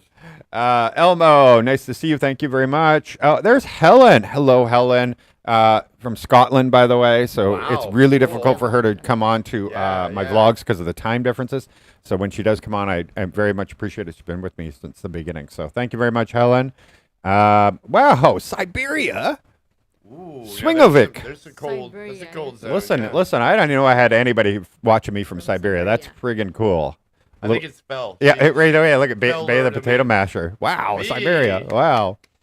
Yeah, anybody's going to be shocked by that. I know the comments are way behind. I get that. We're going to catch up right now. Pam, Michael, the master of ceremonies, you're looking great. Thank you very much. But it seems like you're starting to lose too much weight. I'm not losing too much weight. Honestly, it's I don't know. Like, if you're sedimentary, you're going to gain weight, and if you're not sedimentary, you will. But so it's not like I didn't eat. I probably eat more when I'm out vlogging than I do when I'm at home, right? Like here at home, I don't eat very much at all. It's just I'm not moving, so therefore I gain the weight. So yeah, but no, I'm not. I'm exactly what I'm supposed to be for my height, which is 190 pounds for 6'4". So You can get on to me. I've gained a lot of weight.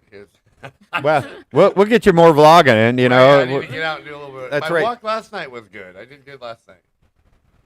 Yeah. Oh, yeah. I hit 10K usually halfway through my day. I get that. Oh, so, okay. what's this? It's saying, oh, I don't know why did For some reason, that comment got blocked. Not blocked, but Held for asked me to review. prove it. Yeah. Yeah. Don't stop moving. That's how it is because I don't go to the gym, even though Before the truck Mark is river, opening I one. believe. Well, stock dog. He walked everywhere. Oh my gosh. Yeah, I was proud of him. I wish I could do the same. So Frank, I think Mark's wife and daughter went to visit grandma or family in Cuba. So we decided to visit the Philippines due to TPL aficionado. That's what I recall. Oh, interesting. I didn't know that. Yeah. Yes, it is 33 degrees Celsius. Wait, in Siberia? I'm so confused. Are you saying in what is it, February? March. In March? In March. It's 33 degrees in Siberia? Please tell me. I want to know. I want to move to the Philippines, but my wife well, okay. Well, tell the wife to start watching To be like Mark, videos like this. He literally just did it anyway. So I mean, He left his family I'm behind. not advising that it's a good idea, but I mean, it's a possibility. You can just buy a ticket, disappear for 30 days. That's Yep. not advised, but it is an option. Exactly. We did not give that advice at all. Not You know, advised. like happy Just wife, happy saying, life sort of it's an thing. You know. option. Okay, so the best tips for the first time in the Philippines. Open question. Tips.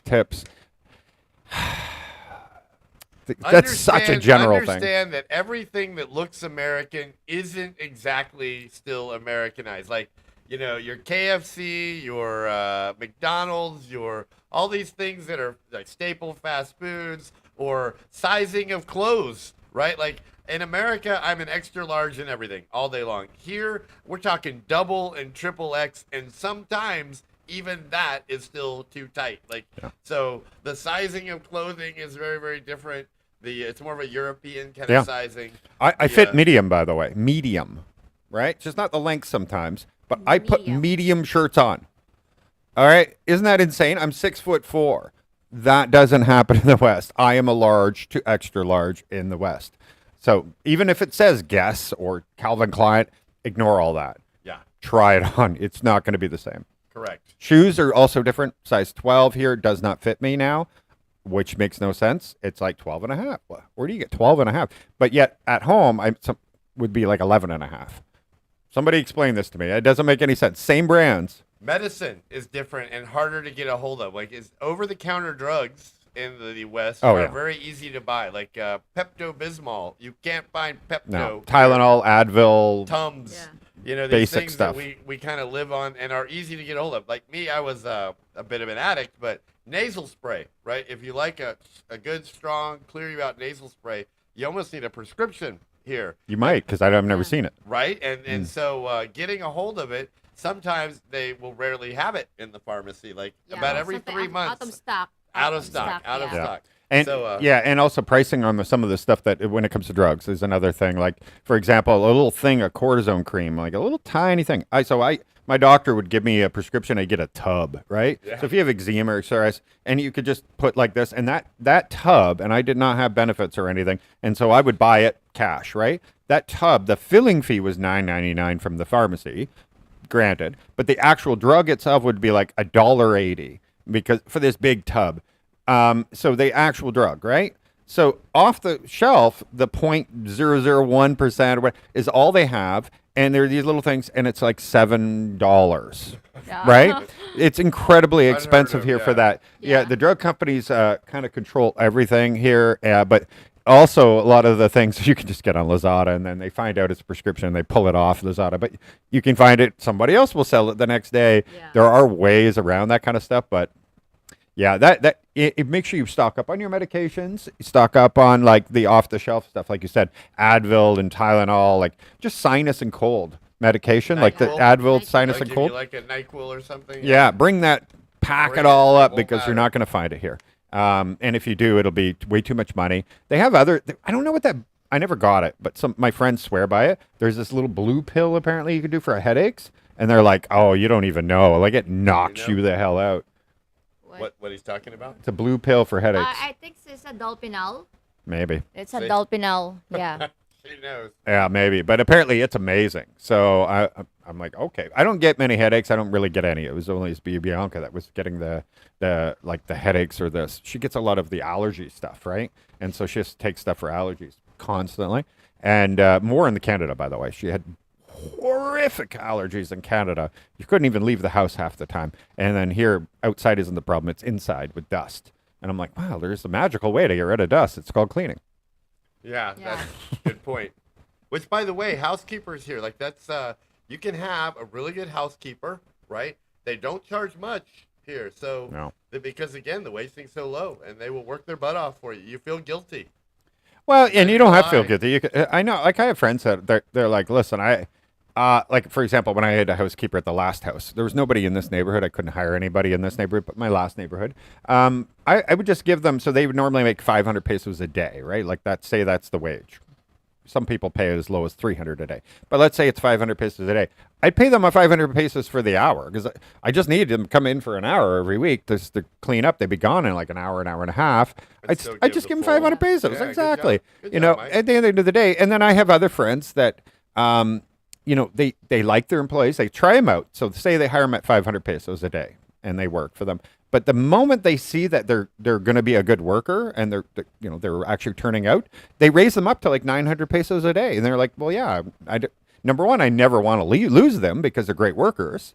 And number two, I never intended, as long as they can prove themselves, I never intended to pay them 500 pesos.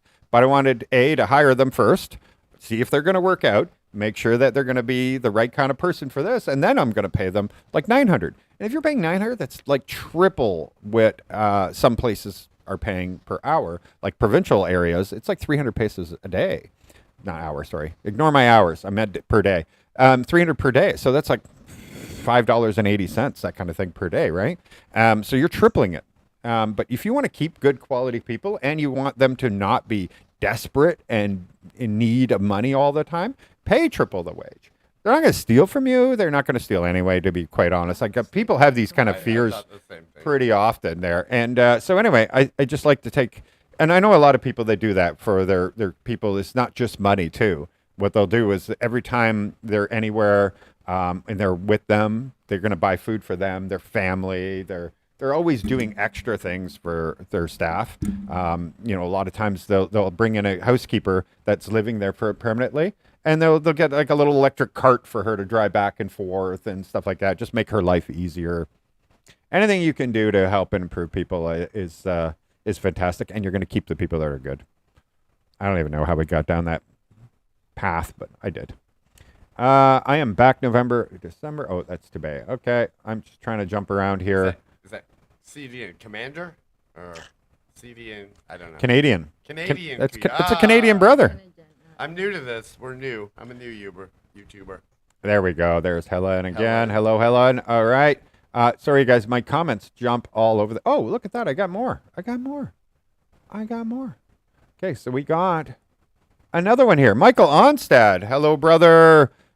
Hello. So Michael Onstad, once again, expat health insurance. That's what everybody uses. Michael has been, everybody He already was knows him, but with you. I yeah, enjoyed the video. well, yeah. My time in La Onion was thanks to Michael and him being a fantastic host, but also got me the health insurance. And he's been on my show on the previous channel a couple times, answering a lot of questions for people and making people really understand like expectations versus reality and stuff like that, and that he doesn't pull any punches. So anyway, if you're interested, is his name everywhere. You can find him on Facebook, everything. Michael Onstad. You're amazing. Thank you, brother. Is the Pam? Yeah, coming up to that. Okay, Here my we bad. go. Here we go. Thank you very much, Pam. Appreciate it. Appreciate the trumpets. Yeah. Can you I make like the Can you make any trumpets. trump? Thank you. I can do I'm a waiting. saxophone. Go ahead. I have saxophone. Go ahead. I can- Give us I the don't sound. know how to. Him. Okay. Go ahead. No, I did. A little louder. I just wanted to see if you would do it. Push your All right. Don't get me started. I'll make all kinds of sound effects now. That's our thing, right? We're silly. Yeah. If you guys know anything about once you watch their channel, that's the one thing you will notice about them. If you are watching my vlogs, you're going to be like, oh, how informative. I've just learned a lot about things. Yeah. If you watch their vlogs, you are going to be like, Easy. is he all right in the head? Yeah, you will be, but I am all right in the head. It's By the all way, I'm only intentional. kidding. It's intentional. Hopefully you guys understood. I was just being silly about it. I hope It you is. are. It is at the end of the day. It is like you're getting to live your childhood again. You know what I mean? When you stop worrying about doing the proper etiquette about every little thing and start living and enjoying your life. Like I said, who else? Like you're not going to find me, well, at least now, putting a chicken suit on and going down the road to interview people. She has some younger kids too, Mike. So there is a little, secret to my madness, right? True. And that is if you want to connect to the younger audience as well. And I mean, Oh, I think it's a fantastic idea. That thing there, to me, that I aspired, or I don't know, slightly jealous. Does that make sense? That you're carefree and enjoying it so much. You're not being all serious like me. We all kind of like dream of being the opposite person. You know what I mean? Yeah. Like for when people that go clubbing all the time or everything, I don't hate them for it. I'm jealous of it. I wish I could can agree with that, enjoy doing it like they do, where I go in there See and the I would fun just be in it, like so to looking in the corner and going, I feel so uncomfortable. This is just not my scene. But I'm jealous of the people that you like. For you, example, you take on humor so well. Initially, she was like, chicken suit. I was like, well, Fel, I haven't been to a cockfight yet. So now, obviously, YouTube and the rules, I can't not go into a cockfight in the Yeah. chicken suit. However, you could go to the outside, or you could pretend like you're heading to one, or you know what I mean. There's a lot of ways to spin a chicken suit. However, they sent me a chick suit. Like I didn't get the rooster for whatever reason. I got Yeah, that's a lazated. So chick what suit. happened is I got a baby chick outfit instead.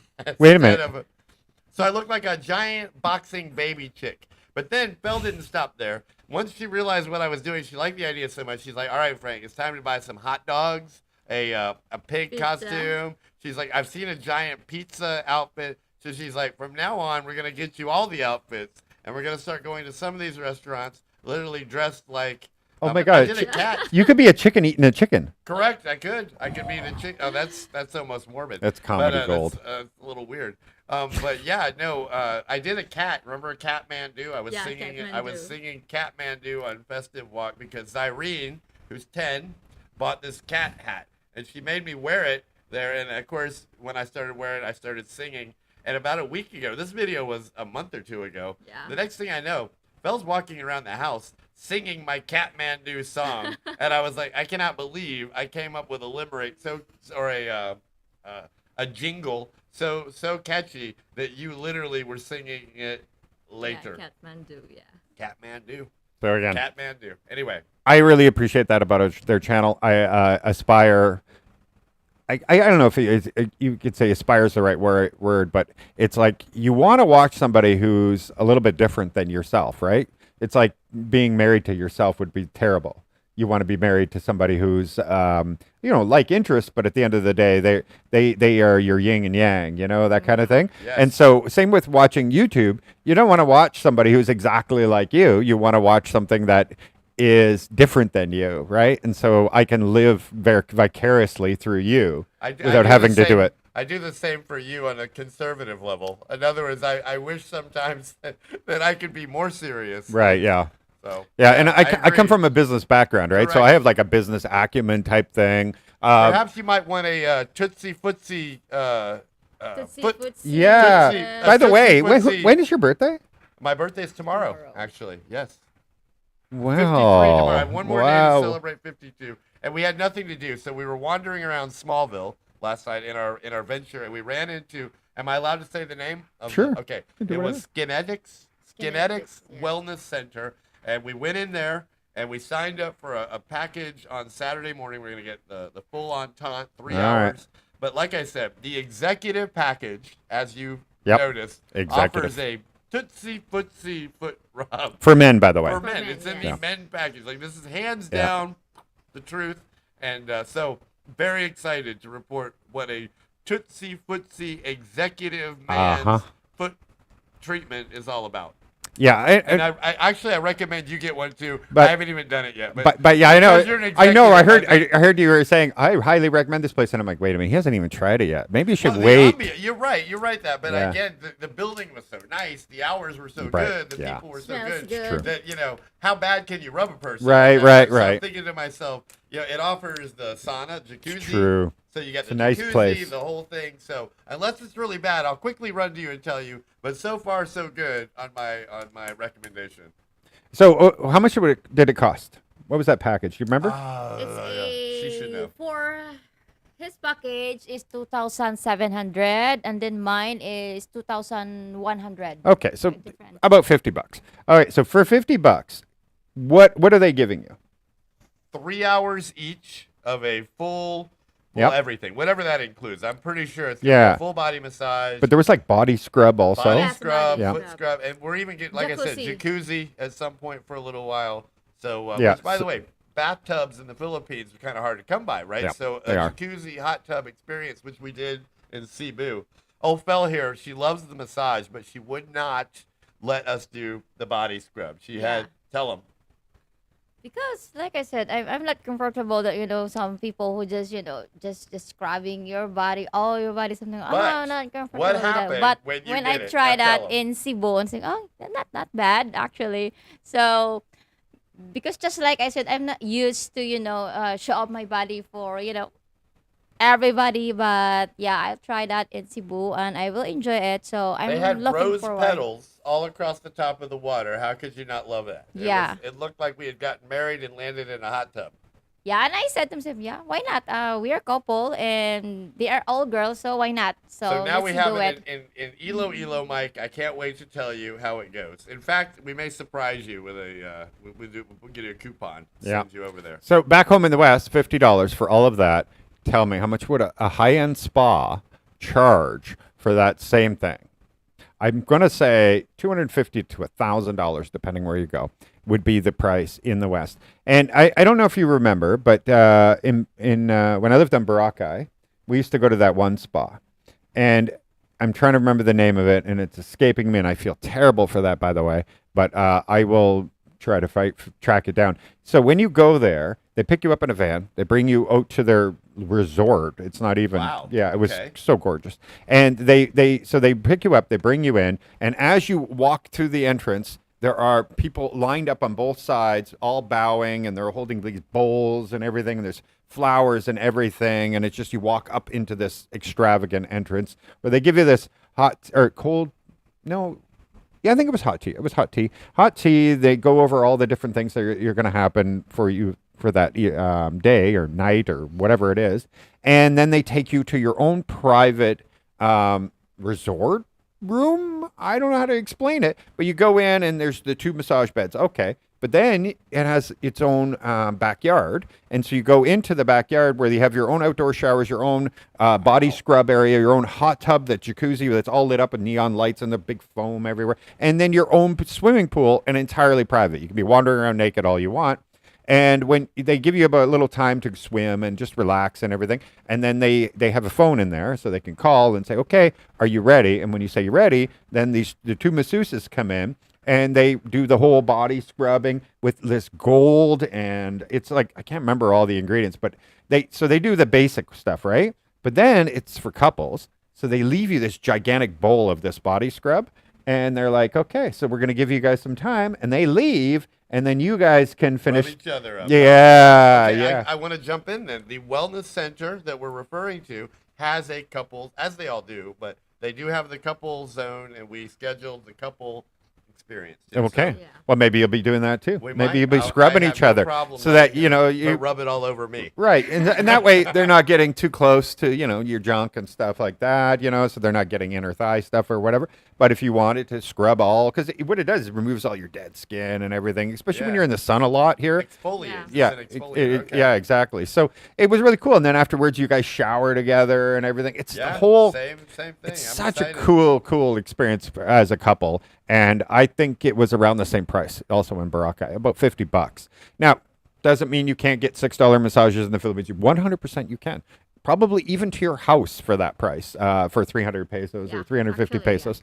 So yes, you can get cheaper massages, but we're talking the whole spa experience, which So at the end of the day, happy ending just means the lowered price. Is that what we're talking? So because I'm still to this day, I'm happy all the way I don't think through. he I'm gets happy around in the very beginning, often. I'm happy in the middle, and then when I'm paying, that's the happy ending. Is it's a very discounted. yes, that Right, the okay, price okay. is fantastic. I've That's always wondered, Mike, what that was about. So thank 100% you. Disney I'm Plus. turning 53 tomorrow. I would hate to go another year Oh, without knowing what a genuinely happy knowing ending what is. the happy ending was. So there we go. We've got it defined now. That's exactly deal. what it Excellent. is. Yeah. Love the Philippines for that. I honestly, that I'm glad you figured it out. I'm glad you did. Don't want to go another year Please, without knowing. you know, right? and the next time you guys go to like Angeles, or if you go down to Poblacion and Makati, or even Yes, sir. Subic Bay, please do ask for the happy ending. I will. In fact, I Please. will do that with Fel and request one for her as well. Oh, yes, yes, 100%. You should be like, listen, my wife has never ever This is what experienced we the mean happy about. ending. This is what we mean about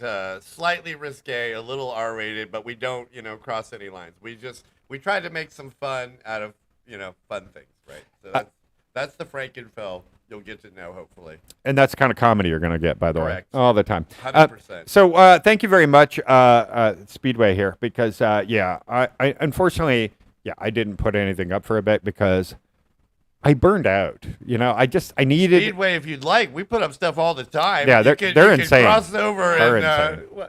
I'm just kidding, but we do. Fel likes to do lives as often as she can, but because we're fledgling and just starting out, we don't have quite the following you do. We're really working hard to. It's hard to get on the map in YouTube in the beginning. Yep. In an area where there's lots of bloggers. And 5 stuff. million videos uploaded So every we single are, day. We're trying to be slightly different, slightly entertaining, and yeah. Okay, here's a question that I think you can jump in here. What is that? Okay, so Ed's saying either then the different languages. Did you notice any difference between the Luzons and the Visayas in terms of attitudes, outlooks, and lifestyle? Oh, so actually, we all can really reply on this. So the attitudes between them, no, but the harshness of the language can make you feel like somebody's being more aggressive. And as opposed to, and some people, like if you come to Iloilo, you're like, are you trying to make love to me with your words? Where you go to another place and Yeah. it sounds like they're yelling at Think you. about that. What do you think of these dialects? Are they actually? Is it what he's saying true? In other words, is there a harshness to the language versus a softness, more eloquent? Yeah, Dialects? actually, like I said, that I was, my province actually is La Casillana Negros Occidental. Our language there is called Hiligaynon. And Iloilo, they are pure Ilonggo. So if you listen both Hiligaynon and Ilonggo, they are same dialect, but Iloilo is much more soft sound, sweet sound, something like that than Bacolod. So So yeah. Bacolod would be like the harsh version of Ilonggo in a sense. Just like, for example, you say salamat in Bacolod, salamat gid. It's a little bit different. Kind of Yeah, blasted yes. out. I think what Mike's saying too is in areas where the dialect is entirely different, that dialect actually starts to feel like perhaps you're being barked at, or it's the delivery of the language is so much quicker, faster, louder that it's Do you notice that yourself? Yeah, actually, yes. And speaking of, like I said, the differences in Luzon, especially in Luzon, they have also like if you are in Ilocos, they speak Ilocano, and then if you are in Pampanga or Pangasinan, they speak Kapampangan. If you're in what you call Batangas, they speak Batangueño. But if you're main in Manila, they speak doesn't actual Tagalog. So yeah, if you speak Ilocano, sometimes you said, he's mad, but it's not because the way how they deliver the words. That is So their exactly what language, Mike something is like talking that. about. Well answered, Fel. I Yeah, like that. and then on the other side of it, if you are going into BGC and you're walking around, you're not going to hear hello very often, right? Because they're like the Western world. They're running to go. They're going to work. They're too busy. They're too, they're West. It's become very Westernized. Then you go down to in the provinces or whatever. You go down to some of the less fortunate communities, and everybody is smiling, everybody's saying hello, everybody's so wonderful, everybody's so welcoming. It's like a completely different world. So you're going to find that the whole dichotomy of different types of people even in like the same area. Like you go to BGC and then you just leave BGC just to go to just outside of BGC, you're going to find yourself in an entirely different situation. So it's not always just languages, but it's also like the culture and Yeah, are they the living the lifestyle, Western yes. lifestyle, that kind of thing. We become less, I hate to say it, as we become more westernized. And it's kind of sad because you lose that social skills and the social life that goes around with it. Hello, Otan, by the way. You know what? You guys have been amazing. One of the most embracing towns that I've ever been to has been Otan. I swear, I posted just some pictures on Facebook of saying, hey, this is the video or whatever. I think that thing got, I don't know, tens of thousands of people sharing it. It was just incredible. And I'm like, what the heck? Yeah, I just watched Newbies, I gotta go to would say Otan. We loved Otan. The Yeah, you beaches. just- There's some small resort beaches there. There's a lot of. It's a low key, small community, but it's nice. It's Yeah, really nice. really is nice. And it's actually been improving a lot of the work Sorry, there sorry. with the beaches and everything. So there is it's going to be even nicer going forward. Just with I can see that the new public buildings are being done. That they're doing the waterfront. I hope, we talk about this a lot, that the seawall doesn't wipe out the beaches and make it all very, concrete world sort of thing. I hope there's an allowance for a lot of beaches to stay. That's the only thing, but I don't know for sure. So I'm not gonna... Jess, you will be just fine. Yeah, that's the thing, Jess. When people give these numbers and all that It is stuff. what you make of it. Yeah. Yeah. And you were smart to say, I have no bad habits, single good health, all that kind of stuff. Those are the most important things because everything is possible here. So, Yeah. yet back home, 100%. you can't say, you can say $1,200 a month. No, I can't even live. I can't survive. Like I think nowadays they're saying, if you don't have at least $2,000, you can't even live on the poorest end of things anymore in the West and a lot of maybe not out in the country, that kind of thing, but in a city. We're here. Yeah, you're going to do fantastic. Once again, if you just look at it in perspective, two people, like we always talk about this 500 pesos a day or whatever.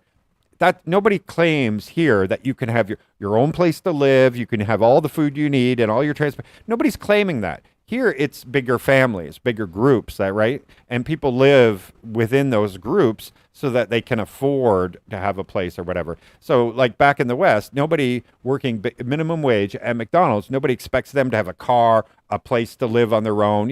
It's a minimum wage job. So that's not going to happen. You generally need to live with your family or live in a bigger group where many people are working. It's the same thing here. So when we say, yes, you can live here because people only make X amount per month, you have to keep that in mind, that they're living in bigger family groups, Well, and and bigger one other settings. thing, because they are Philippine, they get the better deals. It doesn't bother me. Not available to I us. see expats who get a little bent out of shape about this, but the reality is these folks live here, they survive here, so they're going to get the deals between each other. That makes some sense. If I send Fel to the market by herself, she's going to get a better deal than if I'm with her. But at the end of the day, $1,200 would go a long way when you break that down into pesos and what you could actually do that even as an expat, even by yourself. Yep. Because you see that all the time here. Yeah, that's 75,000 pesos, something Yeah, like that's that, what I'm right? saying. Yeah. You could spread that around in the right ways. Now, we're not saying big, nice, luxury type stuff, but as far as a nice life, maybe even by a beach, right? You could still find a way to eke out a nice existence. Well, even here, we talk about how expensive it is here sometimes, right? But there are what is it, Park Regency, those kind of subdivisions where the houses are a little bit smaller, but they're 10,000 pesos a month. That's it. The rent is What is that, $200? Yeah, roughly? in a very, So that what leaves we you consider a more $1,000 expensive place to live. Buy your food and do what you need to do. So Exactly. It leaves you a lot of money. You might even be able to save a little money. Yeah, you would. In some sense. If you really wanted to, you could set aside like 10% of your wages every single month. If you really wanted to, you could do that. By here. the way, Mike doesn't embrace this, but rice is life and rice is cheap. So like if you get a lot of rice and eat a lot of meals based on rice, and when I say meals, we're talking breakfast, lunch, dinner, late night snack, everything with rice in it, you're going to do just fine. Sorry, Mike, but that's what they do here. It's the truth. Diabetes. I'm just saying that I'm gonna rice do is it. life in the Philippines. I don't take my idea, and none of you take my damn idea. It doesn't matter. I'm just kidding. Keep going. Is that I'm going to do a little thing for educational purposes. Okay. For Filipinos. I'm going to do at a restaurant. I'm going to get a few volunteers together, Filipinos, Yeah. and I'm going to line up all the different types of products. So there'll be a chocolate cake here. There'll be a Snickers bar. There'll be a can of Coke. There'll be Okay. all these different things. And then there'll be a bowl of rice. And then I'm going to give a big bowl of sugar cubes. And I'm going to say, how many sugar cubes, what you think, I want you to put how many sugar cubes in front of each one to tell me how much sugar you think is in each one of them. And I want to see what their answer is on the bowl of rice. I already know where you're going with this. And the All right. reality is, everyone's going to be wrong because nobody realizes the amount of sugar that's in the 23 rice. sugar Like, cubes I've in a already single said that. bowl of I rice. complimented you one Yeah. time. I was like, I was So impressed. it's okay. Rice is great, but here often, way too often, it's the entire meal, right? And for obviously for financial reasons, it becomes the entire meal.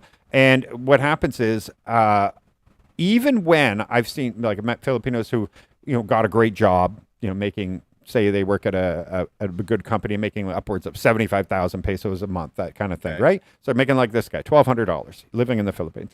And they go to eat food, and they grew up on rice, and so they're used to 3/4 of their meal being rice, that they continue that going forward. So now they're eating the richer meats, the richer, creamier stuff and everything, and keeping 2/3 of it to be also rice. Ditto. That's Right. what got the better of me for Yeah. the last 2 years. And so it's all like a balance. If you're going to eat rice, you got to make sure you eat equal amount of vegetables, equal amount of this, equal amount of that. That's all. Okay. Just don't make it 3/4 of your meal. So there's nothing wrong with rice. Just it shouldn't be your entire See, meal. which is funny to hear that because like I came from the West where like rice is like rice cakes. These are like diet items. We don't, you know what I mean? Like you don't really think of rice as a very fattening element, and we don't eat rice very often. So when you eat rice, it's like that's better than like a mashed potatoes full of gravy or something like Sure. that. So you feel like you're doing a diet thing. So you get here, and the next thing you know, you realize everybody's eating rice every single meal. And Unlimited so- rice. Yeah. So all of a Unlimited sudden, I'm rice. thinking, wow, this is like the diet amongst diets, right? But like you said, I eat a lot of the better meats and the better fishes, and so now I'm mixing all of that. It's becoming like a mashed potato gravy thing, and so it can get the better. It should be a of you. side dish. It shouldn't be the dish. You're right. Hello, baby May, by the way. Oh my Yeah. gosh. Hey, sweetie. Sorry we didn't get to your comment till now. That Baby, was really you awesome. need to understand. Me and Fel, we watch yours too. Like I'm guilty. I like the pretty girls. Do The you have babae. some- Yeah. Yeah, I'm guilty. So yeah, they don't have opera on a permanent basis, but they do have opera here. So they hold it at the convention center, Wow. and sometimes at Festiwalk they will do a night of the opera, that kind of thing. And I've we seen it can actually see at that, one of the yes. Iloilo mansions. So it does happen, not that often, and but it does happen here. And jazz clubs. There's no specific jazz clubs, but music in general, Just live about. music in general, you will find everywhere. And so there'll be a jazz night, for example, but there may not be an entirely just jazz place. Like we have hidden secret bars. There's 2 of them now in Iloilo, where you're going to find that vibe and feel. They're the type you have to know the code and you have to know where the door is, and the secret places, right? You haven't been here, right? Sure, I know I haven't, but Yeah. I'm sure they dress up appropriately too. So Nah, they're you don't- probably dressy. It's the too. Philippines, so no, not so much, not so much. Okay, Because okay, in the Philippines it's hot, right? Like, and dress codes are hardly followed here. Like, I know people hear about this in immigration. If you go to immigration in Manila, you got to wear pants, you got to have the collared shirts, all that stuff. You go to immigration in like in Boracay, shorts and a t-shirt. Nobody even cared, right? Because it's literally a vacation island, and nowadays it doesn't matter. And then when you go to Iloilo, they don't even let you like go in other than to pay your bill. They keep you out in the mall and you only deal with the security guard, and then only when you go in to pay, you go up to a counter and pay. You don't even go in, so they don't care what you're wearing because Yeah. you're not in their offices. You'll never ever see them. So yeah, it really does change on things like that. But dress codes as a whole, yes, I go to a lot of formal stuff. And I still don't have a barong. I got to get a barong because here there are dress codes where men must wear barongs, right? So I'm getting a special one though. I want my own. I have a very barong. special one in my mind that I'm going to have designed and I'm going to have it made. I can only imagine what mine would look like. Well, the good thing, I don't know if you know the history of barongs. So you know what a barong is? It's that sheer thing that men wear over top of their white dress shirt type Yeah. thing, right? and you can see through. And the reason that the Spanish wanted all Filipinos to wear barongs, and only the Filipinos were expected to wear it, Filipino men, is that they wanted it see-through so they can see if they have any weapons. They didn't trust the Filipinos. And so then it's weird how that is the reason. Like, does that not feel like slave attire and now it's actually nationalized, sort of thing? It's kind of weird how it's just like, this is how customs and norms. Yeah. right? Wearing the barong, some of the, like, for example, you go attend for the wedding, or if you are get a wedding, so they wear barong. Sometimes people who just died, they choose to be, wearing a barong, something like that. So yeah, barong is common here. And to me, it's like the colonizer made this thing so they would know if you have weapons or not, because they didn't want you to wear a business suit like they wore. Because the Spanish wore their, gray jackets with the buttons and everything else, but the Filipinos were not allowed. And so it's funny how now that's become the national, not just national, but the expectation when you're doing anything that at a high end level of like functions, that kind of thing, parties and stuff like that. So I get invited to them, and I see right at the bottom it says barong is mandatory for men. Now, you don't have to be see-through anymore, so some people don't do that see-through thing anymore. But I thought that was still quite unique, that's something that stayed and stayed on. By the way, you got a happy birthday here, Ken. Yay, thank you, Ken. We always send 2 boxes from Montana full of clothes, food, toothpaste, toys, etc. Well, toothpaste, Fireball whiskey, yeah. Toothpaste, I wouldn't probably waste my time, but I get it super cheap there because you can buy all the brands here. That's no problem. Clothing, if you're a bigger size, so important. Taller, whatever. Like my height is really, really difficult. But if you are the average size person, you can get clothing here so cheap. Yeah. So cheap. Fireball Not to contradict, but I would say sending anything that's free helps them in any way, shape, or Sure. form. So it's just nice. Thank you. Yeah. So Sand Crab, I kind of heard this stuff before. No medical advice. I hadn't. This is a first for me. I'm still going. Well, your body, it's just like, if you use too much shampoo, or if you're washing hair too much, Right, if you your remove body the produces good natural oils. oils, Yeah. exactly. Okay. And you're removing them. So you can imagine that anything your body is built to do, when you're going against it, it might not be always the So healthiest thing. excessive amount of spa treatment might not be an okay, but Yeah. probably the once in a while. Yeah, you're doing it once in a Yeah. while. It's going to be fine. Okay. I don't think it's going to I'm be the going end of the world. anyway. Exactly. Tiered pricing. Hawaii also gives breaks to locals. So even in Florida, if you want to go to Disney, if you want to Universal or whatever, the locals get the better They price, do. right? I've seen that before. And I don't. Resident. What would Well, be you're paying nice? Your taxes. Well, you pay your taxes to Florida, so there's probably some argument that they should. I know Yeah, they but don't have a. the Filipinos would be paying taxes here, so it'd be the same argument. I'm not arguing. I'm Yeah. just saying I do recognize the point Yeah. behind it. Yes. So I have no problem if the tiered pricing was standardized. That would be fine. I lived on Boracay, as you guys know, and I knew that I had to pay 150 pesos to use the trike, their e-trikes, where the locals paid 15. I knew the price. It is what it is, right? But I also sat there and watched when I was down at the port, when the port was moved to our side, and we're just sitting there having a beer, just watching, and I watched them tell foreigners 400 pesos. So from 15 pesos to 400 pesos is a big stretch. 15 to the 150, I was like, okay, it is what it is. This is my price. But when I heard them saying just trying to get whatever they can get, that's where the problem lies. So it's not that, now the different reason is if a local gets it at 15, they may put 10 people on that trike. They might stack them on the roof. They might stack them on the back. They might put them everywhere, right? Like they'll put as many people as possible on there. Where they pick up a foreigner, they're not going to sell more than there's going to be seats on there because, well, they're just not, right? They might put 1 or 2 more people in the trike. They'll deliver you to your destination. And so there's a convenience factor that's built into that, where if locals are all on it, they're sitting on the wheel, there's somebody sitting on the back in the corner, they're hanging on the roof. And I would say, too, that they use it all the time, right? they do. Versus we're kind of one-offs here and there when we do that. So Yep. maybe Yeah. there's something there. There's something definitely there, and understanding that these people are earning X amount per day. It's not like I don't understand. I 100% understand. it's that unknown and that potential. So yes, safest country I've ever been into. I'm going to tell you right, well, hands down, 100%. I like to say this, and you might get mad, but I would jump in. One of the things about the Philippines, I say all the time, I'm a complainer, right? But if you like to complain, the Philippines is not a bad place to be. There's a lot to complain about if you just want to complain. But if you just like an easy way of life and you just love life, the Philippines is the place to be. Yeah. So, yeah, hand in hand. Easygoing guys that like it, complainers, you'll love it. There's a lot to complain about. But, yeah, it is what it is. And people always say that I'm like over the top. I'm like being whatever. You guys just don't know my personality. Like that's the answer, the cold answer to it. You guys just don't know. Like I'm happy everywhere. I like people, I like places, and I just don't walk around saying, "Oh, everything should look like a shiny skyscraper." You know, like I am just happy. I don't know. Like so sometimes I see garbage. What do you want me to do about that?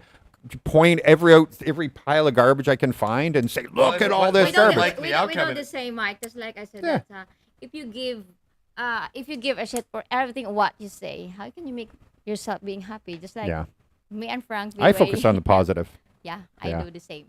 I still like to do the complaining because it's just sort of fun. Yin and yang, yin and yang. Yeah. But I mean, I don't complain with a notion to fix it. Like if you say, "Hey, there's too much trash over here," my logic is, well, they're going to bundle it up and just throw it in the water anyway. So what do we do with it anyway? So it's hard to fix every problem, but sometimes there's just a lot to complain about if you just like to complain. So again, I mean it in a positive. Like if you like to complain, it's a fun place to sit here and complain. Yeah, I always answer, "How are we gonna do?" Yeah, welcome to the Philippines. Welcome to the Philippines. Yeah. All right. So, okay, guys. So I just wanted you all to remember, please go and subscribe to them. Help them build up their channel, please, because honestly, they do provide so much, especially if you're going to come right now to Iloilo. I'm sure they'll do vlogs in other places, but we'll hang out with you. There's not a restaurant that they probably haven't visited by now, and if they haven't, they're going to, because I think you hit like 5 or 6 last night, 7, like just showing it off anyway. Just showing them just off. talking about what they God, are. We want to go too, right? Yeah. So you're going to learn a lot. You're gonna experience this yin and yang at the same time. And their kids, by the way, their kids are fantastic and fabulous. And just seeing how a family here in the Philippines, and how their lives and their aspects of their lives and everything. Like there's so much interesting things that come from all of that. So I'm sure you'll all appreciate that very much. Thank you, Mike. Yeah. We guys, we did a vlog together recently, which that video will come out in like 8 to 10 days. But no rush. Yeah, something like that, where we went to a really cool waterfall, but like really far, not far, but Igbaras, by the way. But I usually stick by the ocean. You always see me like oceanfront type thing. Yeah. But this is, we kind of went up at a bit of a mountain, and we stayed very inland in this case. And we had a lot of fun. We did a lot of, yeah. It was great. I want to see those caves that you're talking about. Yeah, the caves. The caves is, I've seen the picture, so I know what kind of looks like. It looks pretty cool. Like I think we should go on Lazada, order those little lights that you can put on your head. So if they're like 100 pesos. Get a set of those, we go back and do it again? I think we should, yeah. All right. And that way we don't have to worry about holding a light while using cameras and everything. It'll be much better if we could light it up. Okay. And then we go back. Siggy. Yeah. Plus it's cooler in a cave than being out in the ocean. Because that day, I got so much sun that day. When we came back, I don't even know if did I put out a video? I don't even know if I did, because I was toast. You got sun. You got sun. I got sun everything. Like heat stroke, sunstroke, you name it, whatever. I didn't get the headache or anything, but I just got the exhaustion. I had to follow that day up with a big giant turn a set of woods into an ATV trail, so it whooped my butt. You must have been whooped for sure. Whammy. Yeah. But all right. So anyway, I just wanted to thank also all of you for commenting, the super chats, the members, by the way. The members are the ones that light up in all the different colors there. And I really appreciate you. Members help because, anything happens. Like sometimes YouTube has a bad month where they don't get a proper amount of advertisers or whatever. You guys don't notice. We could have the same amount of views, but we make far less that month. So by having members, it allows us to have like a little, like $100 a month or something that works out to the part we keep.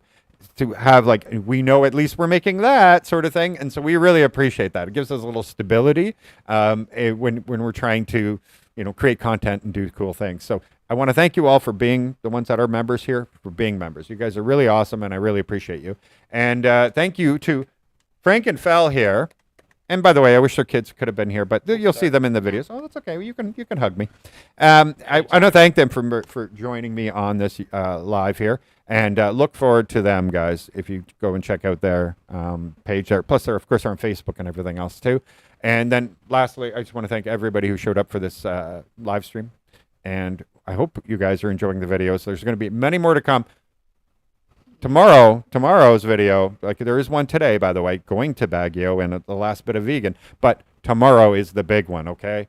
Baguio, been waiting a long time for this, and it's the one place in the Philippines, it feels entirely different than the rest of the Philippines. Wow. Completely a different place in the world. I haven't felt that cold since I lived in Albania. Albania got to like +3 degrees, in the winter sort of thing. That's the last time I felt cold. And oh my gosh, did I feel cold. So stay tuned. Tomorrow's the big day for the release of Baguio. And I spent 4 days there, 3 nights. So it was intense. I can't see, I just gave away part of it because I added an extra night and I wasn't supposed to. I'm already spoiling it. Anyway, thank you again all for joining. This has been fantastic. Thank you so much. Appreciate it very much. You made it over 2 hours, so that's amazing. Wow. And Whoops. where's Ed J? Where he is? Oh, subscribing right there. Boom. Ed's doing the right thing. Costs nothing to subscribe. It costs nothing to click like. Yeah. And if you want to comment on my lives, well, you have to be subscribed. So that's why I do it. That's why I do it. Keeps out the spam too. All right, guys. Thank you very much. I'm trying to fill in my 40 seconds in this very long goodbye for a reason, because there's a 40-second delay, and I'd like to be able to see your comments as we are saying goodbye of other people saying goodbye. Agree. That's kind of how I work We're it out. learning. Yeah. I've been doing it for years now. So there you go. Baguio shortlist. Yeah. You're going to have to check it out. You're going to have to try it. I'm going to suggest this one thing. No matter where you want to be in the Philippines, try it out first. And I don't mean a week. Try it out. 6 months, 3 months, something like that. You got to get past that honeymoon stage, right? Then you really get a feel for a place to go, okay, this is the place I want to live. That's the most important thing. Thank you, JJ. Thank you. There you go. You got Speedway too. Oh, yeah. And JJ. And thank you. Gigi. Gigi. Oh, Gigi. Gigi. Yeah. Wrong letter. Actually, if it was a J, it'd be, Yeah. Javier. That's Javier. So, yeah. Gigi. Gigi. How do you say Gigi? JJ Javier. No, how do you pronounce G's? Here? Yeah, it is G. just like that, right? Good. It's never G. Never got. Yeah, I thought so. I'm going to be learning this very soon, so it's going to be, you got coffee gets me too. Hey, hold on a minute. If you take that class, I might want to take that too. Oh, I'm I've taking asked in you about person. that. I'm taking in-person lessons when I live in the next place I'm going to live. Okay. And That's it'll cool. probably be Hiligaynon. I don't know. We'll see. If it'll be Tagalog or it'll be the local. But I already learned. I have the perfect person if you want to do online, by the way. They live in Boracay. They teach you once a week, or whatever you want, and Right. you'll do it live, like with a video. Okay. I just found myself, my schedule, everything. I don't know. I can't say no to in person. Where I can, I'm a little tired today, or whatever that. Yeah. But if you know they're coming to your house, or something. yeah, Okay. exactly. So, yeah, I'm gonna really push myself to do it properly. Okay, so that's about the longest goodbye we could do, Yeah. and I appreciate you Wrap. guys all It's a very wrap. much. So, thank you very much, guys.